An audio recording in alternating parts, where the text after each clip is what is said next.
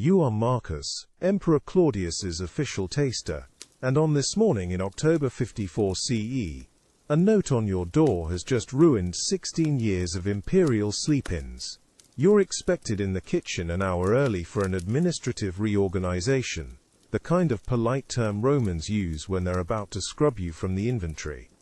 Empress Agrippina arrives tomorrow with her private physician, an expert in permanent naps, whose toxins mimic old age to perfection. The mystery isn't whether the menu will be lethal, but guessing which of your favorite cooks has already collected a bonus to season you. You have 18 hours to spot the traitor among the pots and pans while continuing to swallow every imperial bite with a smile. Claudius relies on your palate, the conspirators rely on your corpse, and you're starting to find that this morning's stew has a sudden aftertaste of a very brutal career change. The sealed memorandum sits on your chamber door at dawn, the wax impression still sharp from the administrative office seal. You were supposed to be in the main kitchen 30 minutes ago, and no one woke you, which violates the protocol established in 38 CE, when they promoted you from the 22nd Legion to Imperial service. Your hand stops halfway to the door latch. The corridor remains empty in both directions, no sound of footsteps, no kitchen slaves rushing past with amphora loads, nothing but the cool stone floor beneath your leather sandals, and the knowledge that someone decided you needed to discover this summons alone.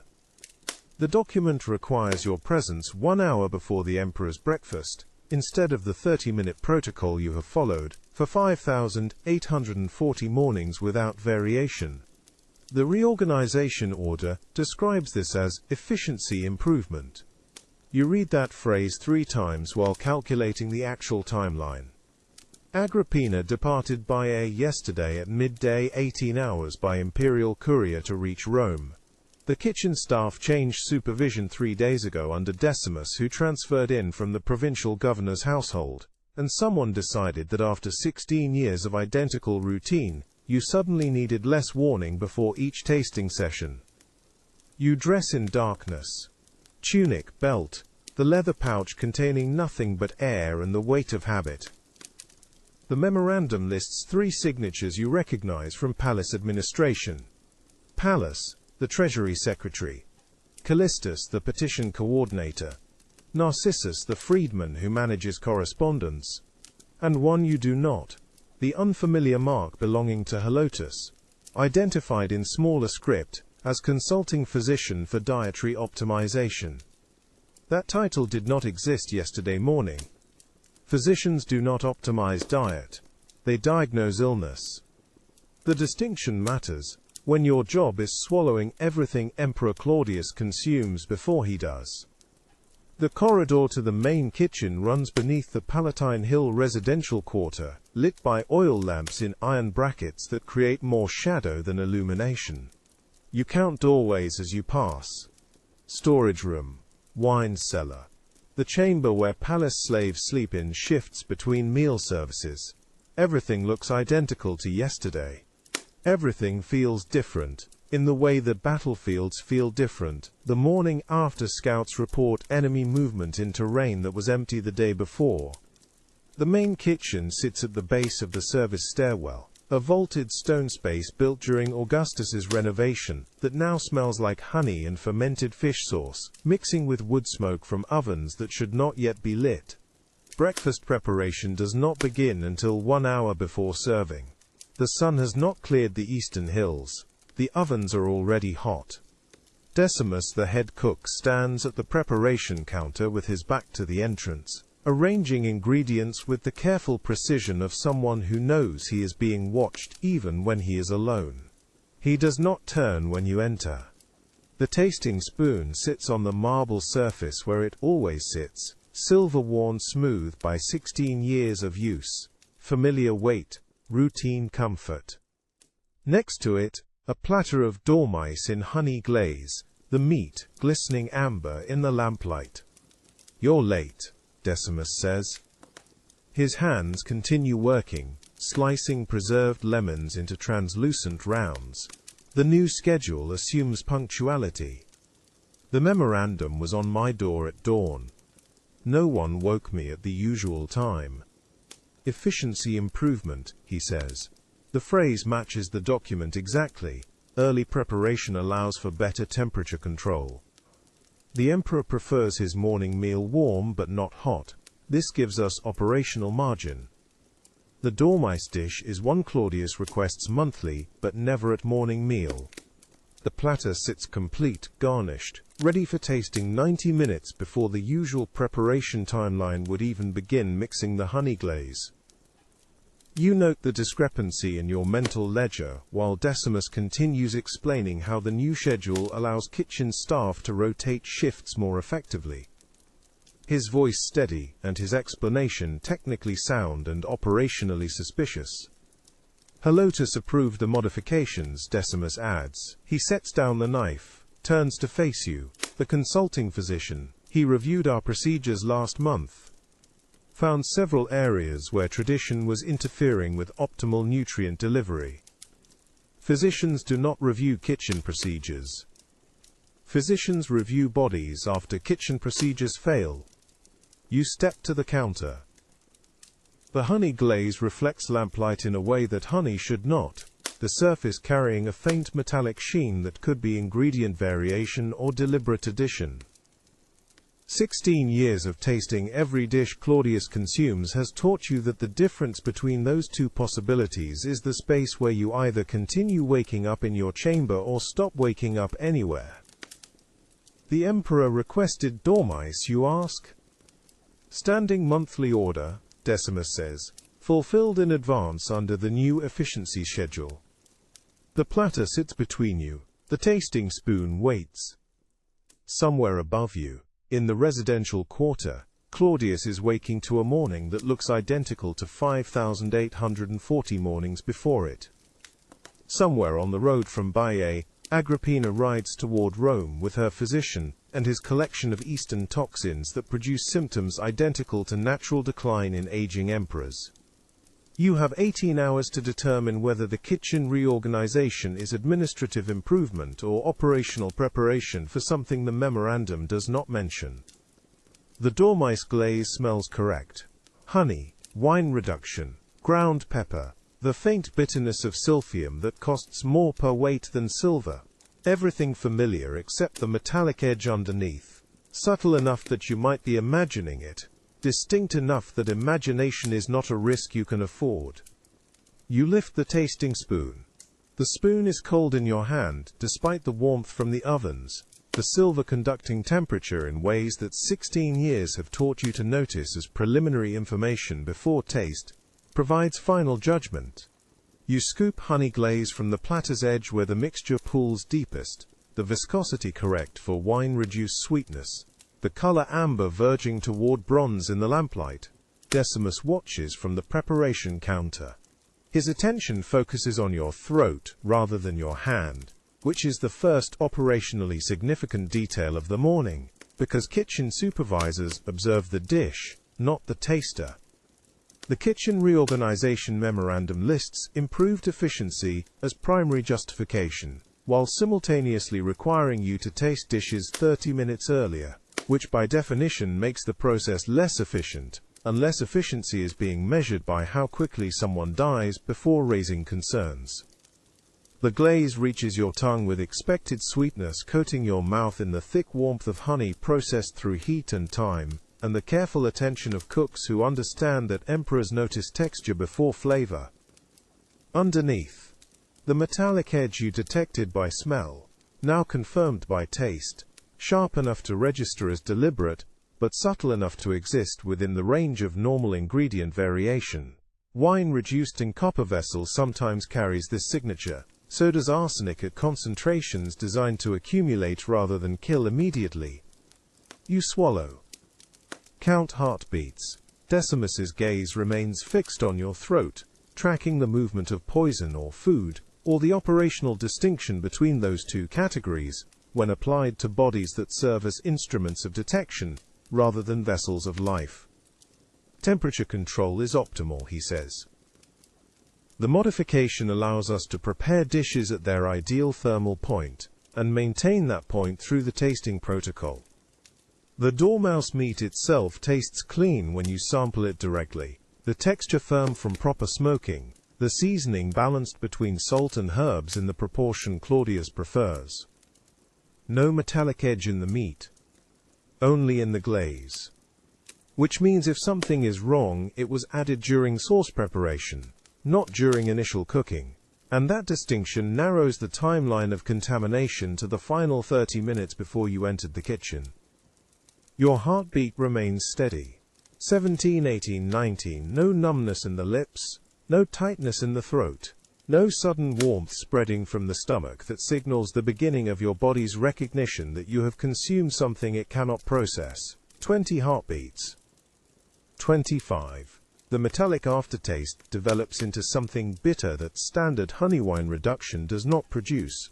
But bitterness alone is not confirmation of poison when silphium costs what it costs, specifically because its bitterness offsets sweetness in ways that cheaper herbs cannot replicate.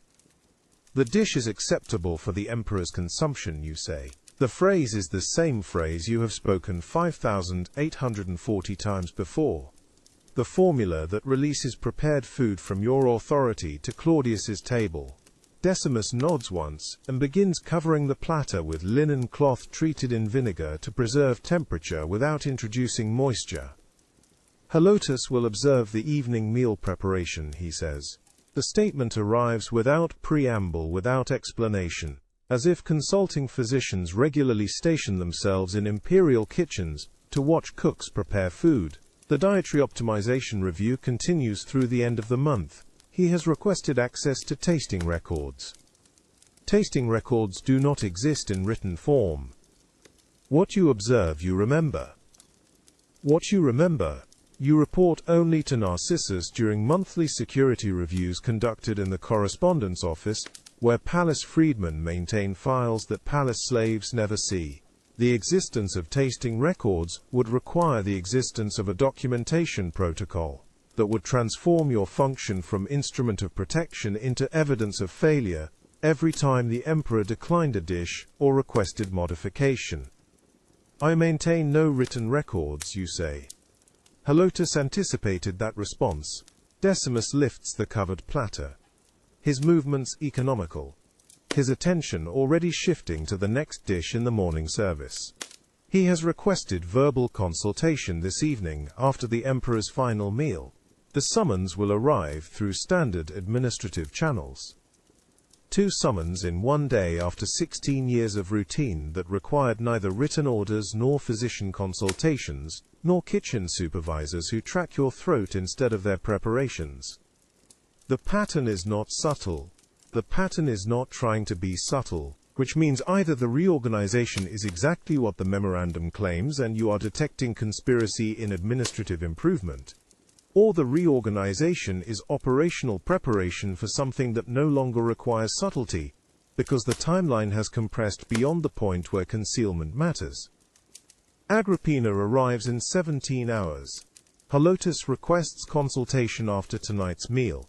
The kitchen staff changed supervision 3 days ago. The dormice dish appeared 90 minutes early with a metallic edge that exists within normal variation but outside normal practice. You have tasted poison before.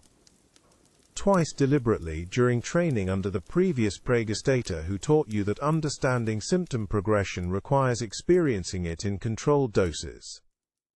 7 times accidentally, in dishes that kitchen staff prepared without malice, but with insufficient attention to ingredient sourcing or storage conditions. Each time, you recognize the difference between ingredient failure and deliberate contamination by measuring the gap between what taste indicated and what the supplier's reputation suggested. The metallic edge in the honey glaze falls into neither category with sufficient certainty to justify raising formal concern. The stone floor is cold through your sandals despite the warmth from the ovens that should not yet be lit, the temperature differential creating a sensory anchor that pulls attention downward to foundation rather than forward to threat. You note the sensation without acting on it while Decimus arranges the next course. Bread soaked in wine, a simple dish that requires no preparation beyond assembly and serves as palate cleanser between heavier courses. The bread sits on a wooden board instead of the silver platter standard for imperial service. The shift in presentation subtle enough to fall within acceptable variation, but consistent enough with the morning's other modifications to register as pattern rather than accident. Decimus has already moved to the far counter where fish sauce amphoras stand in ranked rows, their sealed mouths marked with supplier stamps and import dates that track provenance from Hispania and Africa, and the eastern ports, where fermentation produces the concentrated saltfish essence that Roman cooking requires in every dish that claims sophistication. You break the bread without ceremony, the crust yielding to pressure with the correct resistance of yesterday's baking, the interior still holding enough moisture to justify wine soaking without dissolving into paste. The wine itself sits in a ceramic cup, not the crystal vessel that normally holds imperial table wine. Another minor variation that means nothing by itself and everything when assembled with the other modifications, into a sequence that suggests someone is testing how many small changes you will accept, before questioning whether change itself has become the objective. The bread soaks quickly, absorbing wine with the efficiency of dry matter meeting liquid, and you lift it to your mouth while calculating the timeline since the dormice tasting. 43 heartbeats. No symptoms beyond the metallic aftertaste that has begun fading into memory rather than present sensation. The wine-soaked bread tastes correct. Sweetness from the wine, salt from the baking, the faint yeast character of fermentation that good bread carries even after cooling. No metallic edge. No bitterness beneath the expected flavors. The texture dissolves properly against your palate, neither too firm nor too soft. The wine doing its work of transformation without overwhelming the grain. You swallow. Decimus glances back from the amphora rouse, his attention tracking your throat again, the focus so consistent now that it has stopped being suspicious and become confirmed operational behavior. Kitchen supervisors do not watch tasters unless they are waiting for something specific to happen. You have worked with 14 different kitchen supervisors across 16 years of imperial service, and none of them watched your throat with the attention Decimus brings to the task. The bread is acceptable, you say. He returns his attention to the amphoras, selects one from the second row, the seal marked with a Vatican stamp from the previous season's production. Fish sauce ages like wine, developing complexity through time and careful storage, and the sauce Decimus has chosen represents 8 months of fermentation in sealed clay that preserves the concentrated essence of mackerel and salt and sunlight, working together to transform raw fish into liquid that costs more per amphora than most legionaries earn in 3 months of campaign service. The sauce will accompany the main breakfast course, poached eggs in herb oil, another dish within Claudius's standing preferences but unusual for morning service, when he typically prefers simpler preparations that require less kitchen attention. Decimus breaks the amphora seal with a bronze tool designed for the purpose, the wax yielding cleanly to reveal the dark liquid within, and the smell hits you before you see the sauce itself. Fermented fish with the expected pungency, the characteristic salt ocean sharpness that good garum produces, and underneath, barely perceptible, unless you are specifically searching for it, a hint of corruption that should not exist in properly sealed storage. You step closer to the counter. Decimus pours sauce into a small silver dish, the liquid moving with correct viscosity, dark amber verging toward brown in the lamplight. The color is right, the smell is mostly right. The hint of corruption remains at the edge of perception, the kind of subtle wrongness that could indicate amphora storage slightly too warm for optimal preservation, or could indicate something added after fermentation, something that carries its own scent profile beneath the dominant fish salt character that normally overwhelms other odors. The supplier, you ask. Gade's import arrived 6 months ago. Decimus sets down the amphora. Standard sourcing through the Ostian merchants. Same supplier we have used for 3 years without incident. 3 years without incident means the supplier's reputation provides baseline reliability, But reputation measures historical performance, not current reality, and fish sauce stored improperly after import can develop the exact hint of corruption you are detecting now. Or the hint could be something else entirely, something added deliberately by someone who understands that fermented fish sauce masks a wide range of scent profiles, including the scent profiles of certain Eastern toxins that Agrippina's physician has spent his career collecting and studying. You dip a clean spoon into the silver dish. The sauce coats the metal with appropriate thickness, neither too thin nor too viscous, the consistency suggesting proper fermentation and careful filtration. The smell intensifies this close to the source. Salt, fish, ocean, and that underlying hint of something wrong. You bring the spoon to your mouth, while Decimus watches your throat with the attention of a man waiting for specific results. The taste confirms what the smell suggested.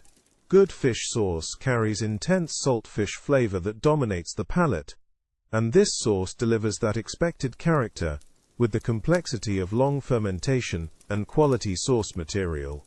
The hint of corruption translates on the tongue to a subtle bitterness beneath the salt, present enough to register, but not present enough to justify immediate rejection based on taste alone.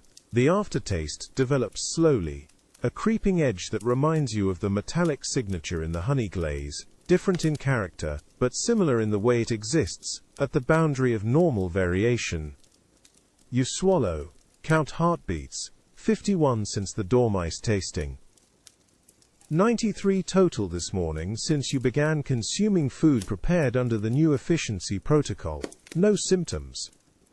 No numbness, no tightness, no warmth spreading from the stomach.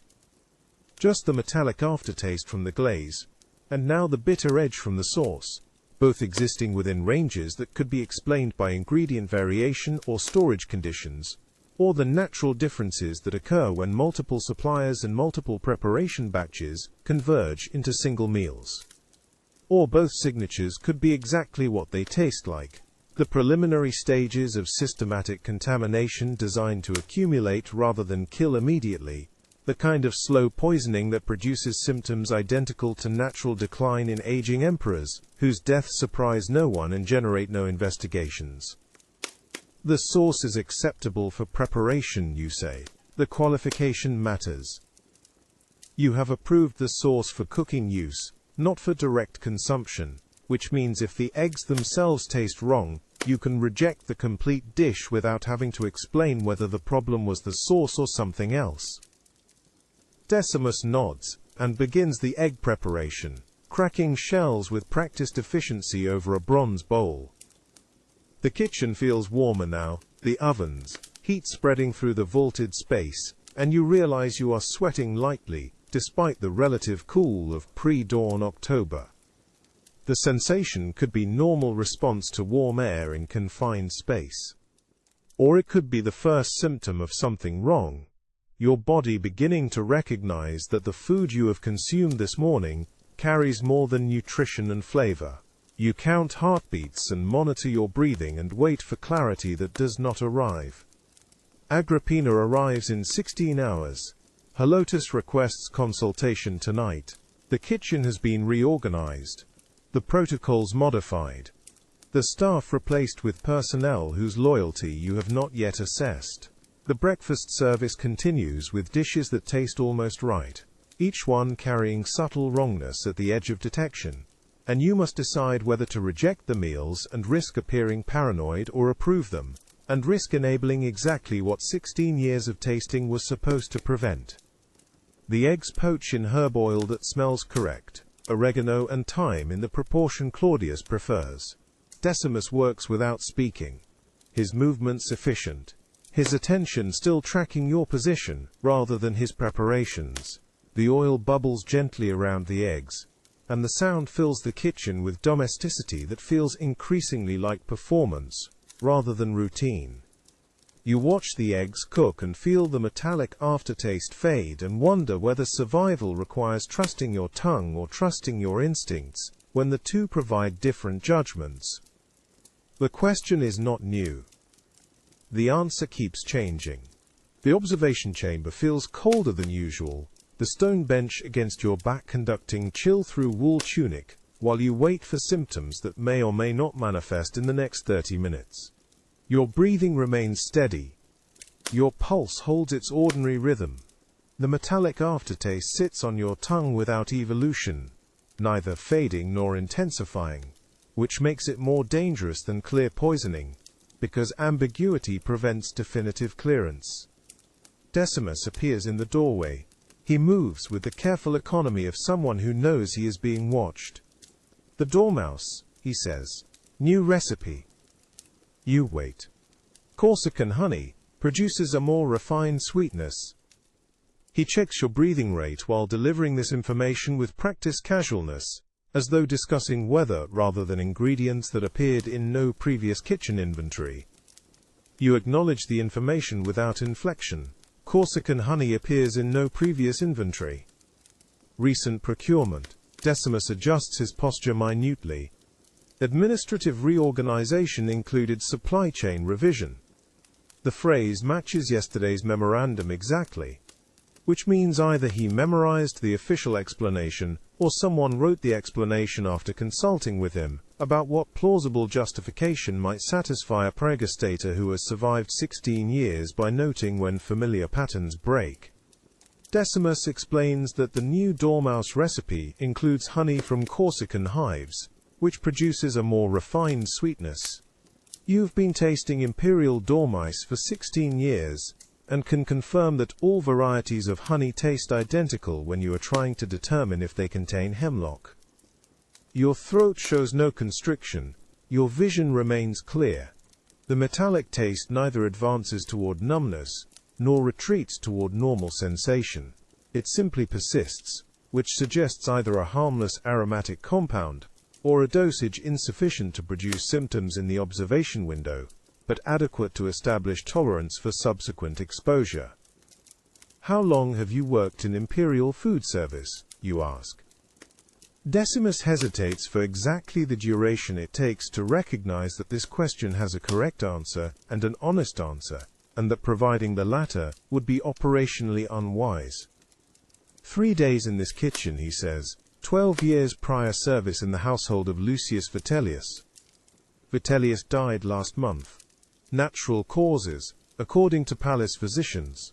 Sudden decline, according to servants who watched him refuse food for a week before accepting a single meal that killed him within hours. You make no comment on this chronology. "The emperor's breakfast service proceeds in 40 minutes, Decimus says. "I will await your clearance." He withdraws. His footsteps fade down the corridor with the measured pace of someone who knows that hurrying suggests either guilt or fear, and both are conditions that attract investigative attention in an imperial palace, where administrative reorganization means someone is being positioned for removal and someone else is being positioned for protection. The stone bench conducts cold into your spine. You catalogue sensation.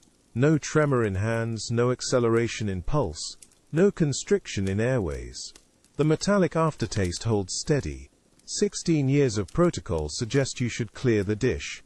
16 years of survival suggest you should note the supplier change, the timing of Decimus's appointment, and the fact that Corsican honey appeared in palace kitchens exactly 1 day after a memorandum signed by Helotus, a physician you have never met, authorized modifications to standard procurement procedures.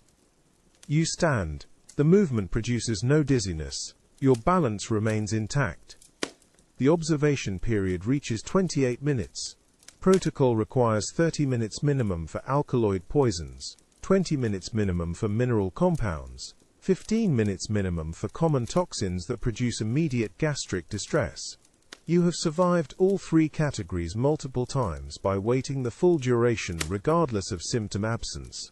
Because the difference between 28 minutes and 30 minutes is sometimes the difference between delayed reaction and confirmed safety. 18 hours remain before Agrippina arrives from Baiae. You wait. 20 minutes into observation period, you catalogue the morning's deviations. Early summons, unfamiliar supervisor, modified recipe, unexplained ingredient source, and the signature of a physician you have never met on kitchen reorganization documents. The pattern resembles 3 previous succession attempts you survived by recognizing that administrative changes always precede operational changes.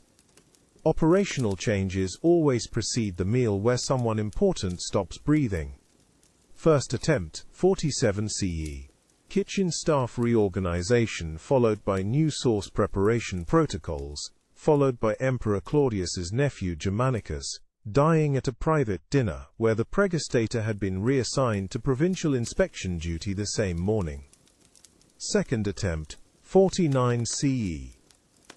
New procurement officer, installed with authority over spice imports, followed by modified storage procedures, followed by Senator Marcus Silanus, dying of sudden illness after a palace banquet where his personal food taster had been replaced by a substitute who survived the meal but resigned his position the following week and left Rome before anyone thought to interview him about what he had actually consumed.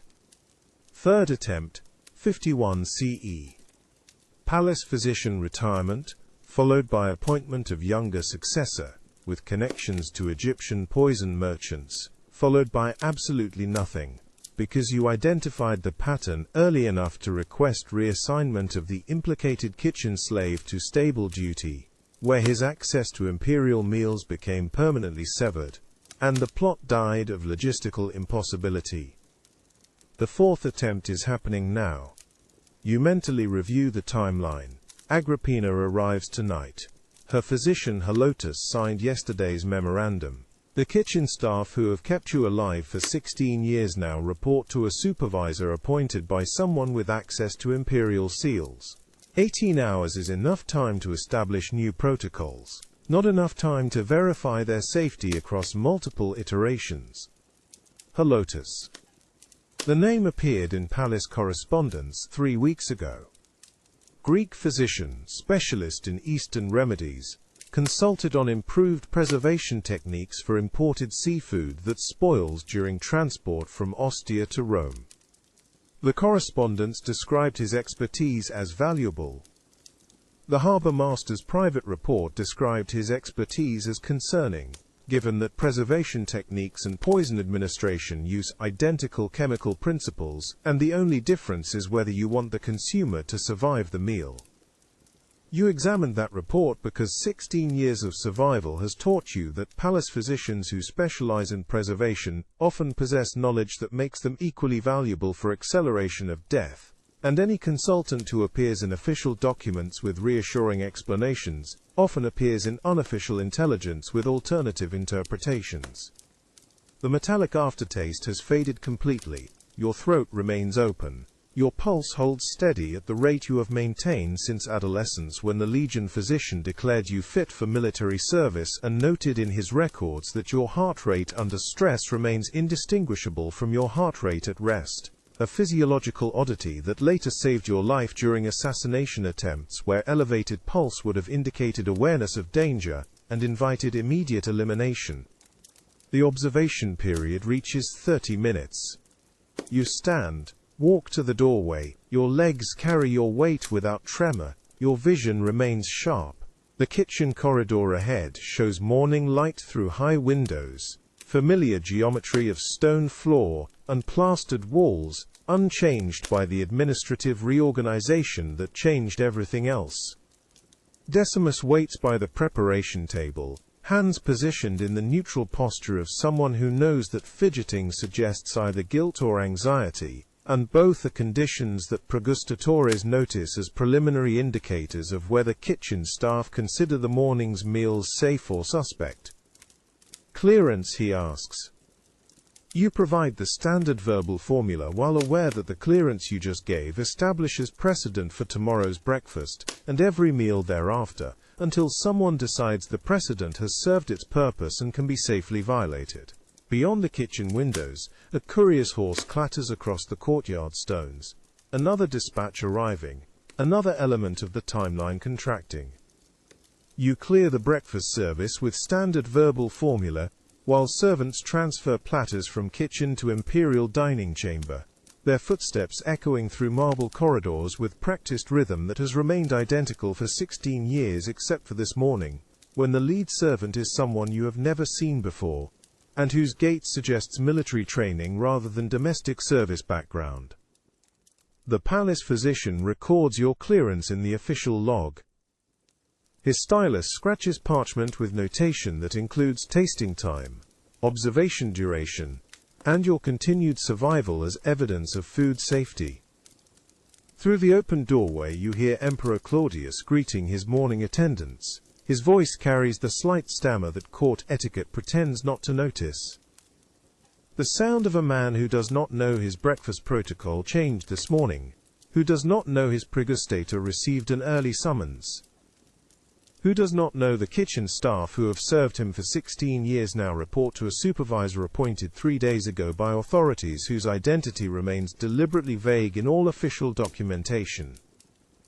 The palace physician maintains detailed records of every tasting session, including time consumed, symptoms observed, and survival outcome. Survival outcome remains the least complex data point to document.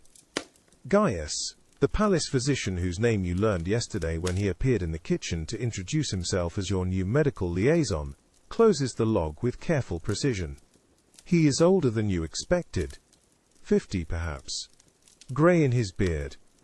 Steady hands that suggest either extensive experience or complete absence of concern about what he is documenting. Your health appears stable, he says. You acknowledge this observation without comment. The morning protocol proceeded smoothly. Gaius continues.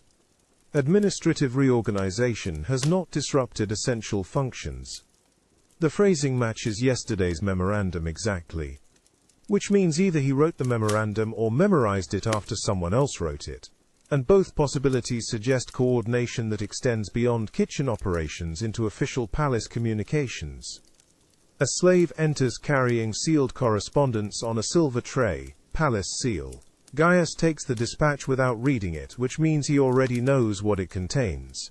He sets it beside the observation log, with the casual precision of someone handling expected information rather than urgent news. You return to the kitchen to prepare for midday tasting. The stone floor conducts cold through leather soles. Morning light angles through high windows, illuminating the preparation tables where Decimus supervises staff who move with the careful efficiency of people who know their work is being evaluated by someone whose assessment will determine whether they remain in imperial service or receive reassignment to positions where accidents are easier to arrange and investigations never reach conclusions. The tasting spoon sits on the preparation table. Silver, unadorned. Identical to the spoon you have used for 16 years, except that this morning someone polished it to high shine that catches window light and throws reflected brightness across stone walls in patterns that shift when air currents move through the chamber. You calculate, Agrippina arrives in 14 hours. Her first private dinner with Emperor Claudius occurs tomorrow evening. Between now and then, you must taste 6 meals. 2 today, 2 tonight, 2 tomorrow morning, and determine whether the kitchen staff who have kept Marcus the pregustator alive for 16 years are still working to protect the emperor or have already accepted new patronage from whoever authorized this morning's reorganization. Narcissus the freedman appears in the doorway. He does not enter. His presence means Claudius requires something, or someone near Claudius requires something, while using the emperor's authority as justification. The midday service, Narcissus says, advances by 1 hour. He withdraws before you can ask why the schedule changed. The answer is obvious. Someone wants less time between tastings. Less time for observation. Less time for symptoms to develop in a controlled environment where their absence or presence determines whether the meal proceeds to imperial consumption. 6 meals. 13 hours now. The administrative archive occupies 3 rooms behind the main kitchen complex. Stone shelves holding 16 years of meal logs, ingredient requisitions, and personnel records arranged by date rather than category, because palace bureaucracy values chronology over convenience. You locate the kitchen reorganization file in the third room, the document trail revealing that Helotus submitted his dietary optimization proposal 6 weeks ago, exactly when Agrippina began her extended stay at Baia. The proposal runs to 12 pages of dense Greek script, translated into administrative Latin, ingredient sourcing modifications for seasonal availability, preparation timing adjustments to preserve nutritional value, tasting protocol refinements to account for natural flavor variations in aged versus fresh provisions. Each recommendation appears reasonable when read individually. Collectively, they create gaps in your coverage of the emperor's food chain, large enough to hide the kind of intervention that leaves no physical evidence beyond an elderly man's natural decline. You trace the timeline with one finger against the papyrus. Helotus arrives at court as Agrippina's personal physician on the 2nd day of September, begins consulting with kitchen staff on preservation techniques within the week, submits formal proposal 18 days later. Current staff reassignments and ingredient source changes begin implementation on the 1st of October. 7 days ago. A notation in the margin references Helotus's medical treatise on Eastern preservation techniques, the same text that palace physicians quietly studied after the previous emperor's sudden illness 3 years ago. The treatise describes how certain compounds from Pontic honey and Syrian herbs produce symptoms identical to natural decline in elderly patients: gastric distress, confusion, gradual organ failure, that physicians attribute to age rather than intervention. The kind of death that requires no investigation, because everyone agrees it was merely time. You memorize the implementation schedule. The new fish sauce supplier delivers every 3rd day. The wine merchant changed last week. 3 kitchen staff transferred from Agrippina's Baie estate arrived on the 6th. Your observation protocols modified to accommodate faster service on the 7th. The same day you discovered the sealed summons on your chamber door. The coordination is precise enough to suggest planning that began months ago, when Claudius first mentioned reviewing his will and succession arrangements in open Senate session. Someone needed him to stop mentioning that. You return the file to its shelf, positioning it exactly as you found it between grain requisitions and a customs dispute over Gaulish olive oil. The archive remains silent except for your footsteps on stone floor, the kind of silence that makes you conscious of being the only witness to a pattern that 30 other palace officials have access to, but apparently no one else has assembled into recognition. Either they haven't noticed, or they noticed and decided not to document their observation. The second possibility explains why the file remains so perfectly organized, despite documenting what amounts to the technical preparation for assassination through method that will be ruled natural causes by the same physicians who recommended Helotus for his current posting. 15 hours remain before Agrippina arrives from Baie. You close the archive door behind you and walk back toward the kitchen, aware that whoever designed this reorganization expected you to either miss the connection entirely, or recognize it too late to matter. The question is which outcome they're counting on, and whether your recognition of the pattern makes you more valuable alive as someone who might be persuaded to cooperate, or more dangerous alive as someone who has documented exactly when and how the food chain was compromised. The midday meal preparation begins in 40 minutes. The kitchen smells different when you return from the archive. Sharp fermented edge beneath the usual herb and garlic base. Fish sauce and wine reduction filling the air with the kind of scent that masks other odors you might otherwise identify. Decimus supervises 3 cooks you recognize, but whose movements carry the slight hesitation that indicates recent instruction rather than long habit. They're following a new procedure. The Emperor's midday service, Decimus says without looking up from the preparation table, mullet in garum sauce. The reduction needs 30 minutes. You watch the sauce base simmer in its bronze pot, dark liquid bubbling with heat that breaks down complex flavors into simpler components, while simultaneously creating new compounds through fermentation and thermal reaction. The kind of preparation that makes poison detection harder, because heat and time alter every chemical signature in ways that honest cooking and deliberate contamination both produce. The fish arrives on ice from Ostia, flesh firm and eyes clear, quality product. One of the cooks you don't recognize well begins the cleaning process, with movements efficient but unfamiliar with the specific layout of this kitchen's workspace, reaching for the wrong knife, correcting, finding the proper blade on the second attempt. Recently hired or recently transferred from a different facility with different organization. Your predecessor lasted 11 years before the mushroom incident that palace records describe as tragic accident, and that every pregustator since has recognized as the inevitable outcome of correctly identifying poison in a dish the Empress had personally recommended.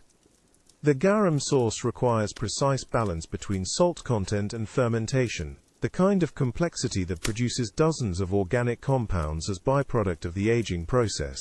Some of those compounds taste bitter. Some taste metallic. All of them fall within acceptable range for quality garum, which means a poison that produces similar taste profile would be dismissed as strong seasoning rather than foreign addition. The wine reduction uses the new Falernian vintage, Decimus adds, arrived yesterday from the supplier Halotus recommended, sweeter than the Emperor's usual preference. How much sweeter? Noticeable, not objectionable. He adjusts heat beneath the sauce pot. Honey addition masks the tannins. The Greek considers it improvement over the previous vintage's bitterness. The Greek being Halotus, whose treatise on preservation specifically notes how honey additions mask bitter compounds in both food and medicine, making dosage control easier when the patient cannot detect the intervention through taste alone. You move to the tasting station while the preparation continues, watching the reduction darken as moisture evaporates and flavors concentrate. The three cooks work with efficiency that comes from clear instruction rather than accumulated habit, following steps someone taught them recently, rather than procedures they developed through years of repetition. Everything appears correct. Everything feels like performance of correctness, rather than actual routine. The sauce reaches proper consistency 28 minutes after you return from the archive. Decimus plates the first serving. Mullet arranged on garum reduction, garnished with herbs that grow in the palace garden, and were picked this morning by staff you know personally. Agrippina's arrival schedule sits in your mind like a weight behind your eyes. 14 hours. Then the Empress returns with her physician, and whatever window existed for altering the timeline closes. Ready for tasting, Decimus says. You lift the spoon. The fish tastes correct.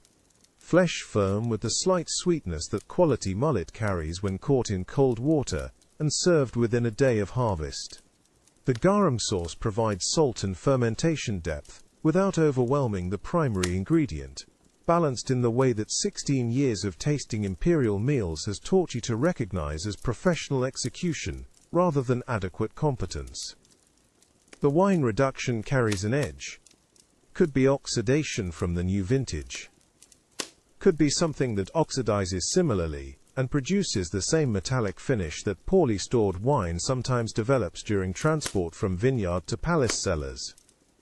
You swallow and note the texture, the way the sauce coats your throat with numbness, that quality garum sometimes produces when fermentation creates higher concentrations of certain organic compounds. The ambiguity is deliberate if someone understands how pregustatores distinguish between strong seasoning and subtle poisoning, by pushing flavor profiles to the acceptable edge of variation so that unusual taste registers as culinary choice rather than contamination. Decimus offers bread to cleanse your palate between courses, white bread from this morning's baking that carries no seasoning beyond salt and olive oil. An addition to protocol that seems considerate until you realize it prevents you from tracking how the sauce's aftertaste develops over the next few minutes, whether the numbness fades naturally or intensifies in ways that indicate compounds still active in your mouth. The bread wasn't part of standard service, you say. The Greek recommended it. Said palate cleansing between courses allows more accurate assessment of each dish's individual merit. Decimus arranges the next plate while you eat bread that tastes normal and feels like operational interference. Seemed reasonable. Everything Helotus recommends seems reasonable when examined individually. The accompanying wine arrives in the Emperor's personal cup, silver vessel you've cleared hundreds of times over 16 years of service. The wine inside tastes sweeter than Claudius's usual vintage, honey addition evident immediately, masking the bitterness you detected this morning in the breakfast wine, and creating flavor profile smooth enough that Emperor Claudius will drink it without comment. You hold the wine in your mouth before swallowing, testing whether the sweetness carries any edge beneath it that shouldn't be there. The honey makes that assessment harder. Deliberate difficulty if someone planned this progression carefully. Each meal today teaches you to accept flavor anomalies as normal variation. You swallow the wine and set the cup down on stone counter that conducts cold from the floor beneath into your palm through the silver. Wait 30 seconds. Note your breathing, your pulse, the way your throat feels after the garum's numbness fades to background sensation rather than active awareness. Everything reads as acceptable. Clear for service, you say.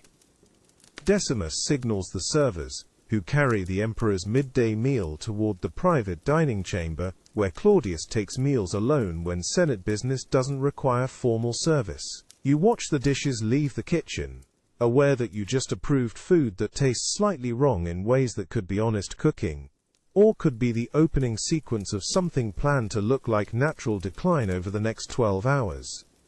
The difference between those two possibilities is whether you trust your palate's assessment of acceptable variation, or whether you trust the pattern you assembled in the archive that shows someone coordinated this exact progression of taste adjustments to make detection impossible, until the cumulative effect becomes obvious and irreversible.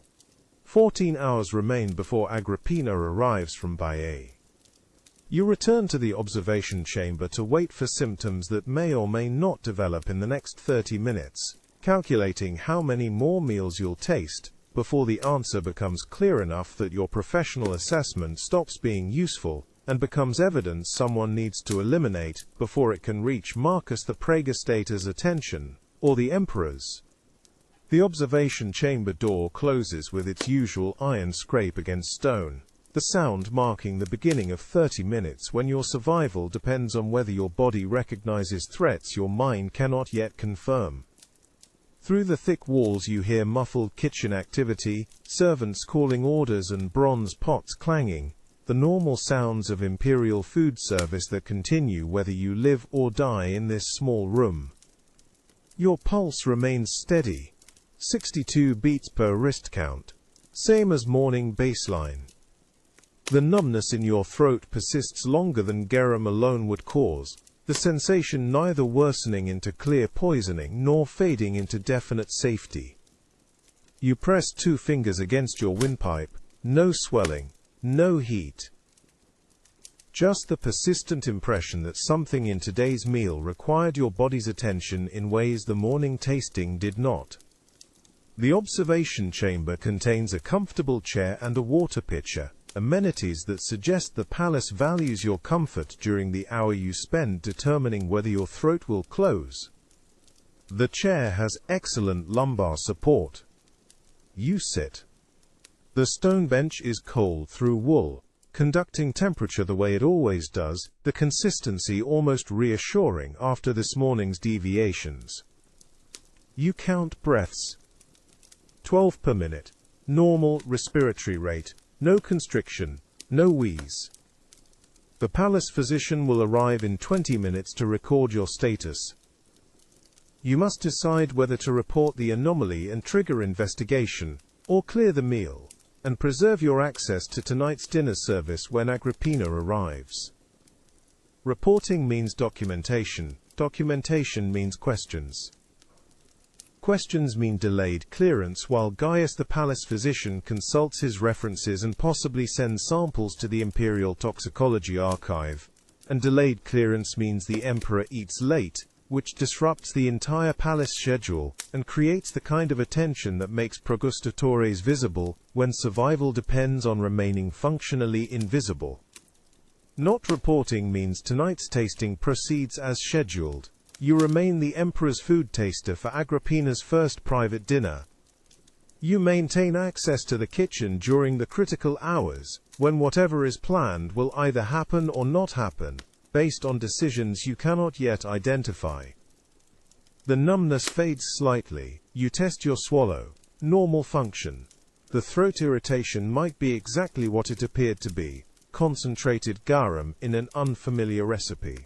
The alternative is that someone has calibrated today's dose precisely to the threshold where a pregustator notices but cannot prove.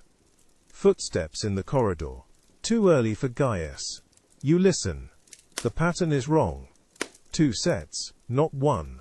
And they stop outside the observation chamber door for 3 seconds before continuing. Palace informants move like that. Agrippina's people, perhaps, confirming you're exactly where protocol requires you to be during the window, when contradicting evidence could still be removed. 14 hours now, until the Empress arrives from Baiae, with her lotus. You press fingers to wrist again. 62 beats. Steady. Whatever you ingested has either been neutralized by observation protocol timing, or was never meant to kill, only to test whether you'd report ambiguous symptoms or maintain service continuity. The numbness is nearly gone. Your throat feels normal, no residual burning, no delayed onset of symptoms that would indicate alkaloid exposure. Just the memory of something that might have been threat or might have been exactly what Decimus claimed: Corsican honey in a recipe modification approved by palace administration. Gaius's sandals announce his approach before his knock confirms his presence. Observation period complete. Gaius, the palace physician, says without preamble. Report symptoms. You press fingers against your throat one final time before responding. The skin is warm but not inflamed, the lymph nodes normal size. The physical evidence suggesting the numbness was irritation rather than allergic constriction. Minor throat irritation consistent with concentrated garum, you say. Faded during observation period. No respiratory compromise. No cardiovascular symptoms. No visual disturbance. He records this in his wax tablet with satisfied notation, his stylus work suggesting he expected this outcome. You watch his hands. Steady. Professional. No indication he's documenting anything other than routine clearance, but the wax is fresh smoothed, which means he prepared the tablet before arriving, prepared to record specific findings regardless of what you reported. Duration of throat irritation: 20 minutes. Resolved without intervention. Pulse: 62 at initial observation. Unchanged at present count. He reaches for your wrist, takes his own measurement. 60 beats. Close enough to confirm your report rather than contradict it. He notes this. Through the chamber's high window, you hear a rider arriving in the outer courtyard. Dispatch from Baiae, perhaps, confirming Agrippina's departure timing. 13 hours then, not 14. The morning's recipe modification included Corsican honey at higher concentration than standard imperial preparation, he says. Garum and honey in combination can produce temporary throat sensitivity in subjects unaccustomed to the proportion.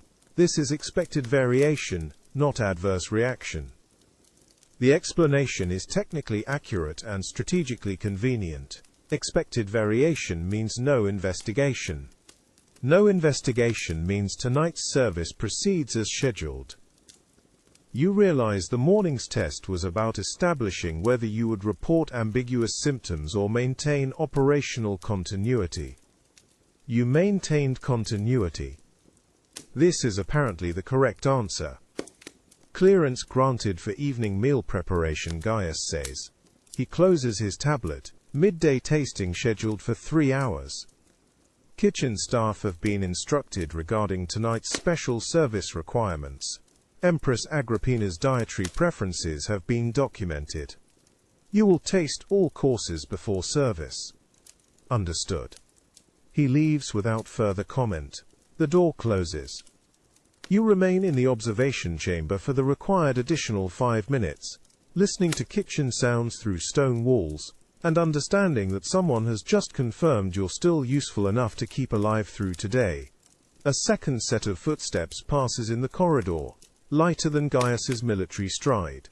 Someone else tracking your clearance timing. Someone who needs to know the moment you're approved for evening service. Your hands remain steady when you hold them before your face. No tremor that would indicate neurotoxin exposure. No weakness that would suggest muscular compromise. The stone bench feels solid beneath you, your balance normal, your vision clear. The absence of symptoms is almost more concerning than their presence. It suggests whoever designed today's protocol understands exactly how much deviation Marcus the Pregstator will tolerate before refusing clearance. They have studied you, measured your thresholds, calibrated today's exposures to stop precisely at the boundary where professional judgment becomes personal fear.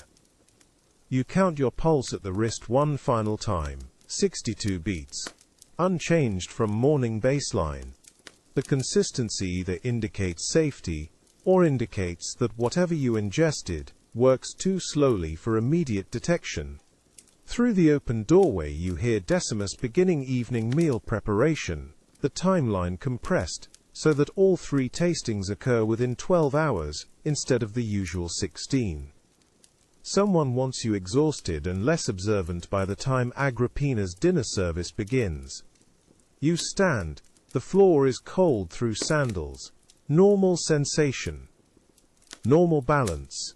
You walk to the doorway without difficulty, demonstrating continued motor function for anyone observing from the kitchen corridor. 13 hours until Agrippina arrives. 12 until Helotus is inside the palace walls, where his treatise on preservation techniques becomes operational procedure rather than academic theory. The midday meal sits on its silver platter precisely where morning protocol dictates, but the arrangement has changed. Bread on the left instead of right. Wine cup forward instead of back. Small shifts that fall within acceptable variation but accumulate into pattern. Decimus watches from his usual position near the ovens. Says nothing. His silence is its own communication, acknowledgement that you've noticed, and decision not to explain. Behind him, 2 kitchen slaves you don't recognize work the herb preparation table. New staff. Transferred in this morning, perhaps, while you were in observation. You lift the tasting spoon. The bread has been prepared, with the morning's Corsican honey recipe, the sweetness now familiar rather than surprising, your palate adjusting to what this morning felt like deviation. You understand the strategy. Each meal today teaches you to accept flavor anomalies as normal variation, so that by evening service your detection threshold has been systematically recalibrated. The wine is the same vintage as morning service, still sweeter than Emperor Claudius's usual preference, still masking something underneath that your throat recognizes before your mind identifies it. You swallow. Wait. No immediate reaction. From the courtyard beyond the kitchen, horses being stabled. Agrippina's advance guard, perhaps. 12 hours then. Not 13. Garum sauce in a separate dish, darker than standard preparation, the fermentation more advanced or the fish different or both. You taste it directly without bread. The salt burns slightly. Expected. The numbness returns faintly. Also expected, apparently, because Gaius said this would happen and documented it as normal variation. You wait 30 seconds. The numbness fades. Your throat clears. Function returns to baseline. Clearance, you say. Decimus nods. Signals his staff to begin final preparation for the Emperor's meal. The kitchen shifts to serving protocol, the familiar rhythm of a process you've watched 16 years. Except today, every movement feels slightly off-tempo, as if the entire staff is performing from memory rather than habit. Helotus has published a treatise on preservation techniques that the medical community praises for its thoroughness. You have never met a poisoner who did not write well about preventing decay. The palace physician arrives precisely at protocol time, his sandals announcing his approach through the corridor before his knock confirms his presence. You report normal observation period with minor throat irritation consistent with concentrated garum. The explanation technically accurate and strategically incomplete. He records your clearance with satisfied notation. His stylus work suggests he expected this outcome. You realize the morning's test established baseline response to the modified recipe. Midday confirmed your adaptation. Evening service will measure whether you've been sufficiently conditioned to accept whatever variation tonight's meal contains. Emperor's dinner service begins in 8 hours, Gaius says. Empress Agrippina arrives in 12. You will taste all courses for both meals. Kitchen supervision transfers to palace administration at sunset. New protocols take effect immediately. New protocols. Transfer of supervision. The administrative language for what happens when someone other than Decimus decides what the emperor eats. Understood, you say. He leaves. You remain in the observation chamber listening to evening meal preparation begin in the kitchen beyond. The timeline is compressed. 3 tastings in 12 hours instead of the usual 16. Someone wants you tired. Wants your attention divided. Wants you making decisions about tonight's safety while your body is still processing today's exposures. Through the stone walls you hear Narcissus the freedman's voice in the administrative corridor. Low conversation with someone whose Latin carries a Greek physician's accent. Helotus, already inside the palace despite the 12-hour estimate. Already consulting. Already close enough to the kitchen to matter. You press fingers to your throat one final time. Normal temperature, no swelling, no residual numbness. Whatever today's meals contained has either been cleared by your system, or remains undetected below the threshold where symptoms manifest. 12 hours until Agrippina's arrival, 8 hours until the emperor's dinner, 6 hours until sunset when kitchen supervision transfers and new protocols take effect. Through the kitchen's high window you watch the imperial litter enter the main courtyard, 6 hours before the scheduled arrival announced in this morning's dispatch. The bearers move with the practiced rhythm of men who have made this journey many times. No hesitation at the palace gates. No pause for protocol confirmation. Agrippina the Younger has returned to the palace where she lived as Claudius's wife before her retreat to Baiae 3 months ago, and the courier's early arrival now makes operational sense. He rode ahead not to announce her coming but to ensure preparations would be incomplete when she entered. The Greek physician walks 3 paces behind the litter, medical case prominent in his left hand, attention focused on the palace architecture rather than his patron. Helotus moves like someone memorizing routes rather than following familiar paths, his gaze tracking doorways and service corridors, with the systematic precision of a man building a mental map of every entrance and exit between the courtyard and the imperial dining chamber. You count the retinue while maintaining position at the observation window above the main kitchen. 17 servants, 5 Praetorian guards in civilian dress, 2 secretaries, and 1 additional physician whose presence suggests either medical necessity or deliberate redundancy. The social geometry of the courtyard reveals who knew about the early arrival and who is performing surprise for witnesses. Narcissus the freedman stands near the fountain, with posture that suggests he has been waiting for some time, while 3 senators cluster near the eastern colonnade, with the awkward stillness of men who arrive for a scheduled greeting and discovered they are late.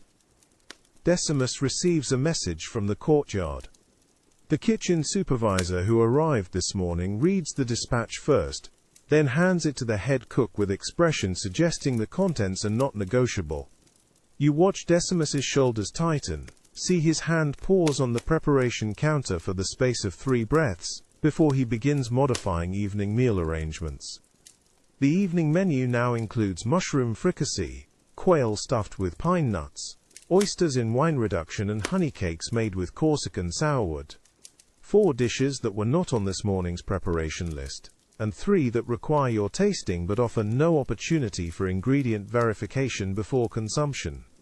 The edition arrives from Agrippina's personal stores, with explanation that Emperor Claudius expressed interest in her recipes during their last correspondence, a claim you cannot verify, because you do not read imperial letters, and because Claudius has been too ill to maintain regular correspondence since his return from Ostia 2 weeks ago. You note the timing. Agrippina's early arrival compresses the window between her entrance and evening meal service from 12 hours to 6, eliminating your opportunity to research the new recipes in the palace archives, or consult with Gaius about symptoms associated with dishes prepared using techniques you have not previously encountered. The kitchen staff has been given instructions that override standard protocols, and Decimus now answers to supervision that arrived this morning, rather than to procedures established over 16 years of successful imperial tastings.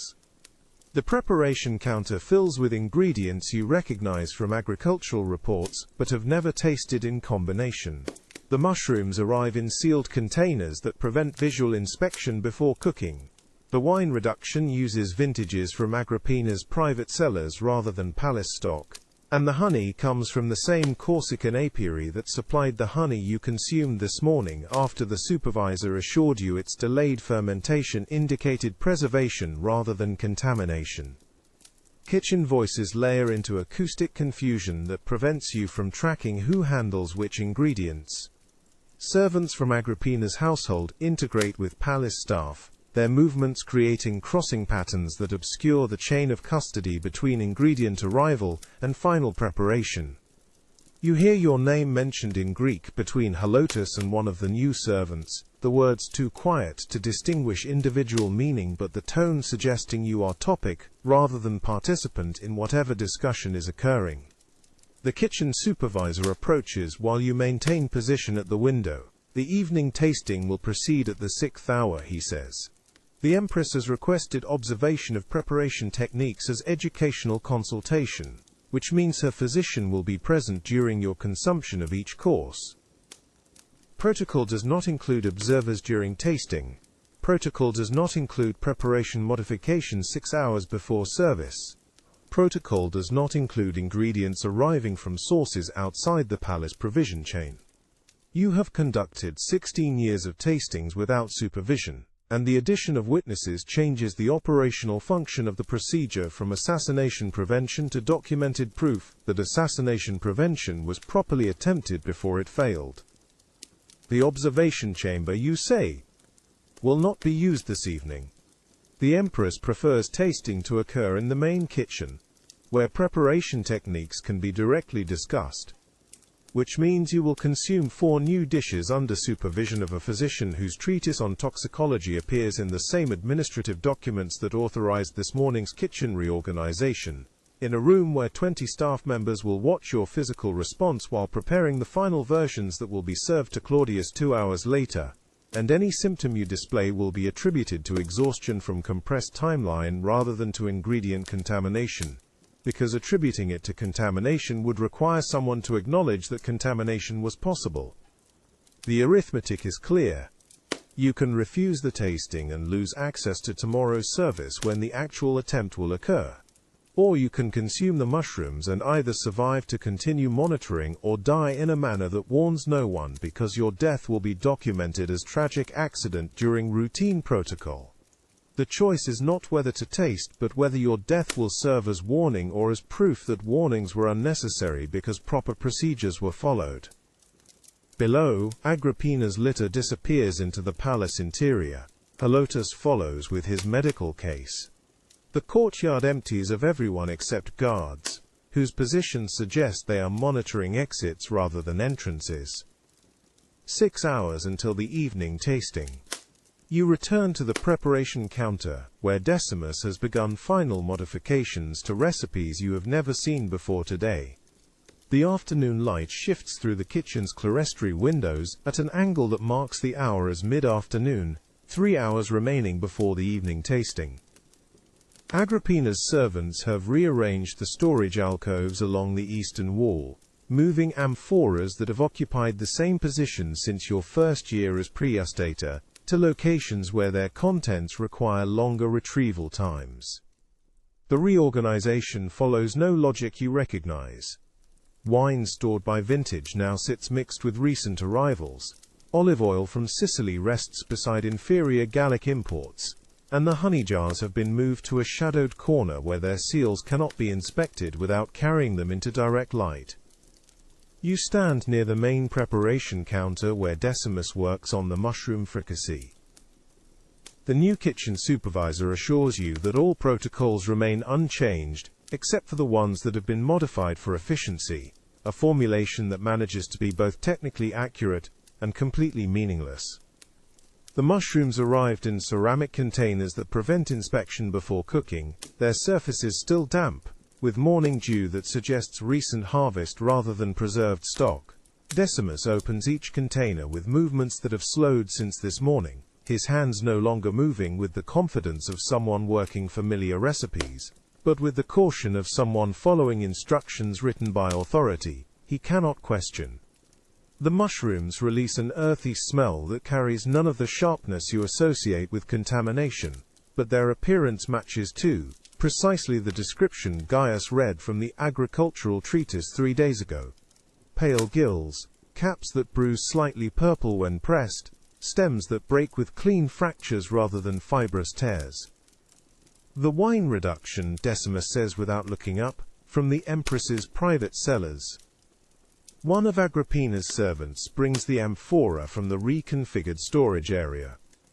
The seal is intact, but the wax carries none of the palace marks you have memorized over 16 years of verifying provision sources. The servant pours the wine into Decimus's preparation bowl, with movements that suggest he has performed this task many times before, his attention on the volume, rather than on the head cook's expression. You note which servants handle which ingredients. The pattern that emerges suggests advanced choreography rather than kitchen improvisation. Palace staff manage heat and timing. Agrippina's people control ingredient access.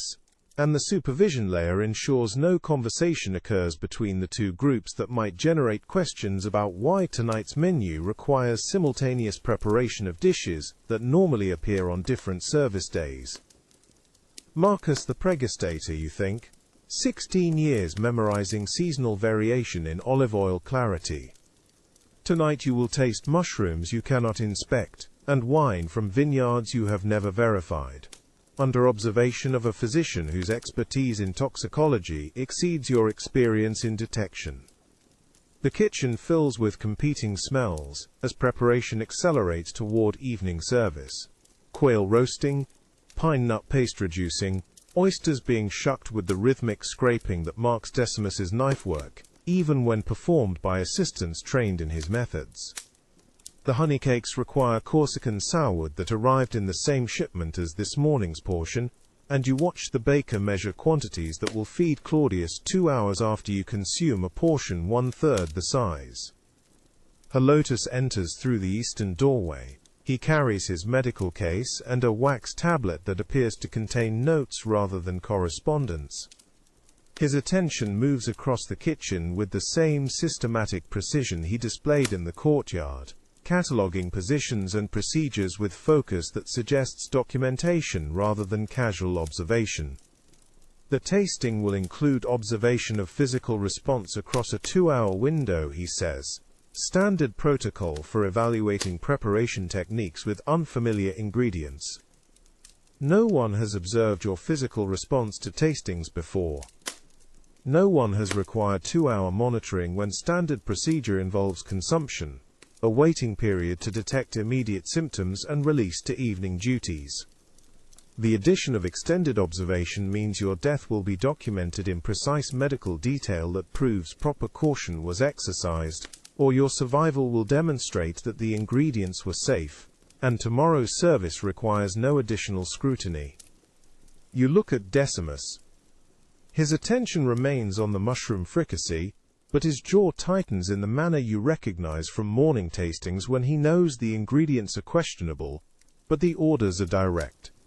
16 years working together in the palace kitchen, and tonight he will watch you consume dishes he cannot vouch for, while supervised by physicians who arrived with the woman whose son becomes heir only if Claudius dies before altering his will.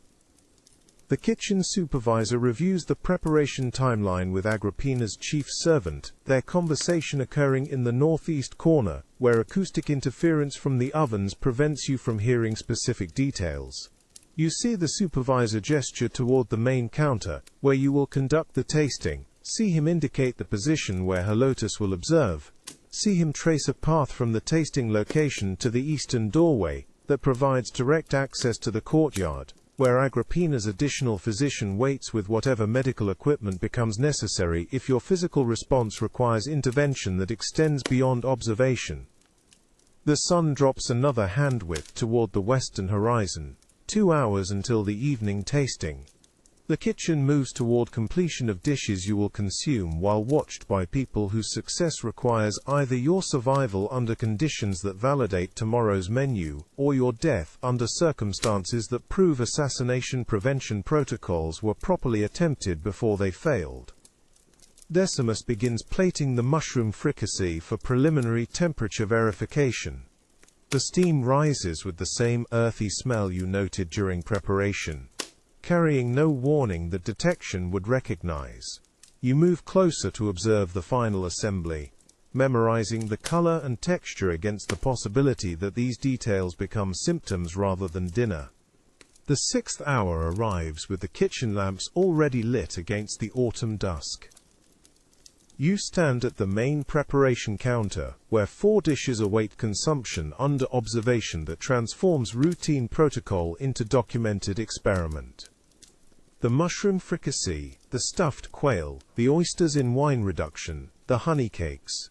Each portion sized precisely 1/3 of what Emperor Claudius will consume 2 hours from now, if you survive the next 60 minutes without symptoms that require medical intervention.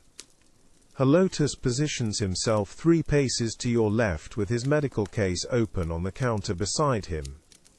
The wax tablet in his hand contains a prepared chart with columns for time elapsed, physical symptoms, and response severity. The kitchen supervisor stands behind you where his presence prevents retreat without making retreat explicitly forbidden. Agrippina's servants have stopped preparation work to watch, their attention focused with an intensity that suggests they are witnesses to procedure, rather than participants in dinner service. Decimus sets the first plate before you. The mushroom fricassee releases steam that carries the smell of garlic, olive oil, and earth. The mushrooms glisten with reduction that masks their texture, preventing the visual inspection you would normally conduct before consumption. Protocol requires you to eat without hesitation. But protocol was written for ingredients verified through supply chains you control, rather than for dishes arriving from sources that answer to the woman whose timeline demands Claudius's death, before he recovers enough strength to reconsider his succession plans. You lift the spoon. The fricassee tastes of autumn forest and palace kitchen skill, the flavors precisely balanced in the manner that demonstrates Decimus's competence, even when working recipes imposed by supervision that arrived this morning. You detect no bitterness that would indicate common poisons, no numbness that would suggest hemlock derivatives, no sweetness that would mask toxins designed to present as natural decline in an aging emperor. The mushrooms have the texture of fresh harvest rather than preserved stock, their resistance to chewing consistent with the agricultural descriptions Gaius read 3 days ago. Helotus marks the time on his tablet. First consumption complete. Initial response observation begins. The waiting begins. You stand at the counter while the kitchen noise continues around you. Servants moving between preparation stations. Decimus directing final assembly of the palace meal. The kitchen supervisor reviewing timeline adjustments with Agrippina's chief servant. The normalcy feels deliberate, a performance of routine that continues while you occupy the interval between consumption and symptom manifestation. 5 minutes pass. The mushrooms settle in your stomach without the immediate distress that marks obvious contamination. Your hands remain steady. Your vision stays clear. The kitchen sounds maintain normal clarity without the distortion that accompanies the inner ear disruption caused by certain plant-based toxins. 10 minutes. Helotus makes another notation on his tablet, his attention moving between the wax surface and your physical presentation, with the clinical focus of someone documenting experiment results. You think of the medical treatise Gaius mentioned, the Greek physician's expertise in poisons that work gradually rather than immediately, and you understand that surviving 10 minutes proves nothing about what the next hour will bring. Decimus brings the second plate. The stuffed quail sits in a reduction of its own juices and wine from Agrippina's private cellars, the pine nut paste visible through the opened cavity. You cut into the meat with the bronze knife reserved for tastings, noting the resistance that indicates proper roasting temperature. The first bite combines game meat, pine nuts, and wine, with flavors that suggest skilled preparation rather than contamination, designed to kill within hours of consumption. The quail joins the mushrooms in your stomach. Helotus marks the time. The kitchen activity continues its performance of normalcy around you. 15 minutes total elapsed. Your pulse remains steady when you check it against the preparation counter surface. No tremor in your fingers, no difficulty swallowing. No sensation of heat that would indicate inflammation beginning in your throat or stomach. The third plate arrives. Oysters in wine reduction, 6 shells arranged with the opener's precision that demonstrates Decimus's training standards, even under compressed timeline. The oysters taste of ocean, and the same wine that accompanied the quail, their texture consistent with morning harvest from the ostia beds that supply the palace during autumn months. You consume all 6, noting the cold slide of flesh that leaves no burning sensation to indicate contact with processed aconite or other alkaloid preparations. 25 minutes elapsed. Helotus adds a third notation to his tablet. The kitchen supervisor moves closer to observe your physical presentation, his attention focused with an intensity that suggests he is prepared to document either your collapse or your continued survival for reports that will be reviewed by administrators who need to confirm that proper protocols were followed regardless of outcome. The fourth plate. Honey cakes made with Corsican sourwood, their surface golden with the same honey you consumed this morning after the supervisor assured you its delayed fermentation indicated preservation quality. The cakes are still warm from baking, their interior moist with honey that tastes of Mediterranean autumn and complex sugars, whose fermentation timeline you cannot verify without access to production records that arrived with Agrippina's personal stores. You finish the final cake. Helotus marks the time with particular attention, his notation including details you cannot read from your position at the counter. 30 minutes total elapsed since first consumption. The kitchen continues around you. Decimus has begun final assembly of Claudius's portions, the same dishes you have consumed now being plated for imperial service. The parallel preparation demonstrates the operational theory. If the pregustator survives, the emperor's meal proceeds without modification. If the pregustator shows symptoms, the meal is delayed for investigation that will discover nothing, because the poisons used cannot be detected without chemical analysis techniques that will not be developed for another 1700 years. Your stomach holds the 4 courses without distress, your vision remains clear, your balance stays steady when you shift weight between feet. No symptom manifests that would justify medical intervention or meal delay. 45 minutes elapsed. Helotus closes his medical case. Initial observation period complete. Extended monitoring will continue through standard channels.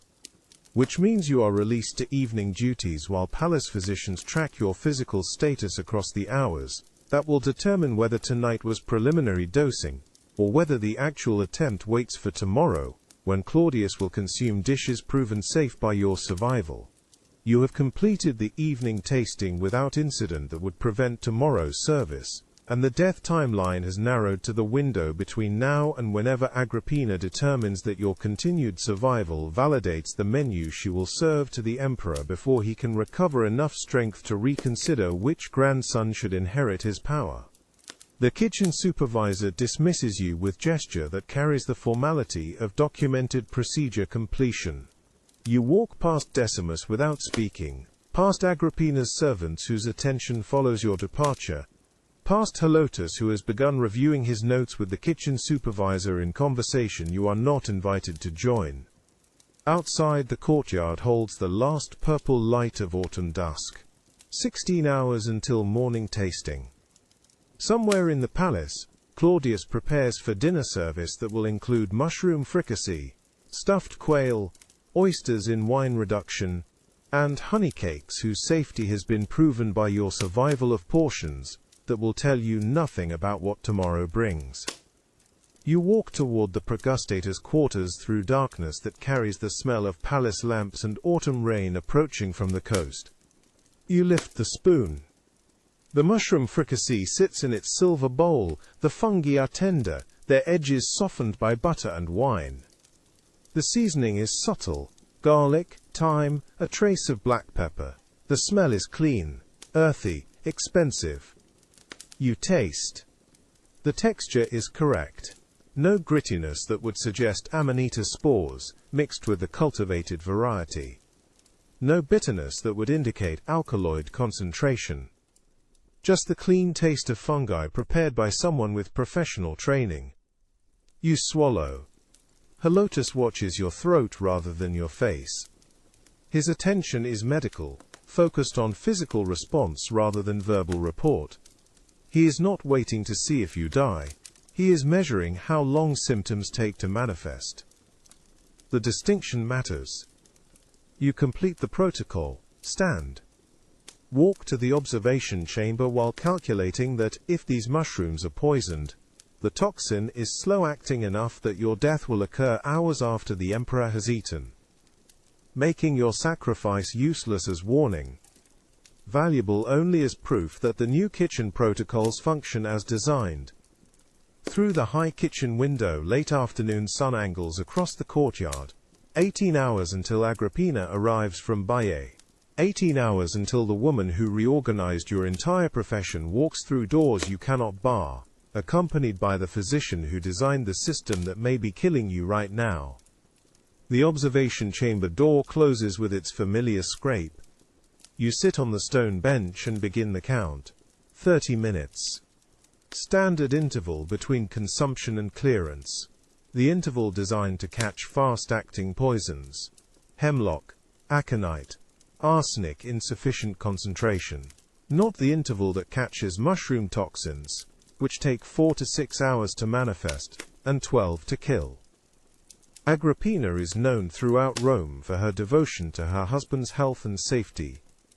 This devotion has manifested primarily through consulting with poison experts and reorganizing his food service. 5 minutes pass. Your pulse remains steady. Your vision clear, your breathing normal. 10 minutes, still nothing. 15 minutes, you feel warmth spreading from stomach to chest. The sensation is consistent with wine on an empty stomach, except you consumed only 2 bites of mushroom and no alcohol. Your fingers begin to tingle. Pins and needles. Subtle, but present. The medical texts describe this as early peripheral nerve involvement, the symptom that precedes muscular weakness in Amanita poisoning by approximately 4 hours. You stand. Test your balance. It holds. You sit again. The warmth continues. Not pain, not nausea, just warmth and tingling that should not be present from 2 bites of properly prepared mushrooms. 20 minutes into observation period, you understand with absolute clarity that you are dying slowly enough that the emperor will eat his dinner before your symptoms become obvious. Quickly enough that you will not survive to testify about what happened. The observation chamber door remains closed, Gaius not due for another 10 minutes. You have a choice to make. Report symptoms now. You save yourself but lose any chance of documenting who orchestrated this. The kitchen proceeds with tomorrow's dinner service. The actual assassination attempt occurs without your monitoring.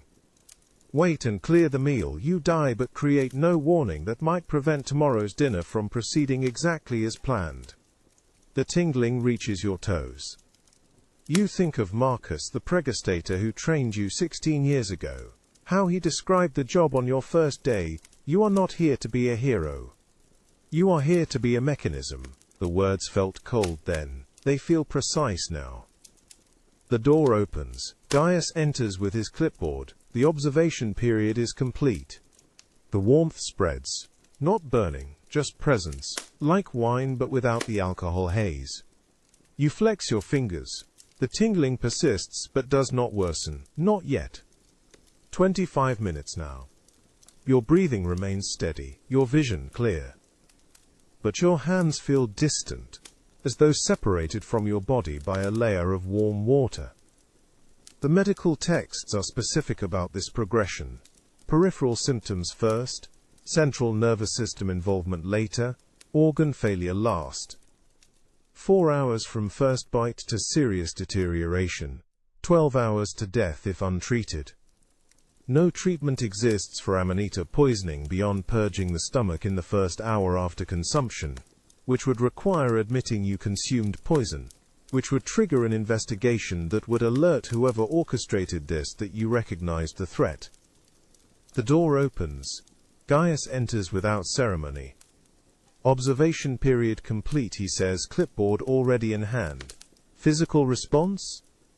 Warmth in the chest, you say. Peripheral tingling in fingers and toes, onset at 15 minutes post-consumption. He writes this without reaction. Clinical documentation, no emotion. Consistent with wine sensitivity, he says. The fricassee contained white wine reduction.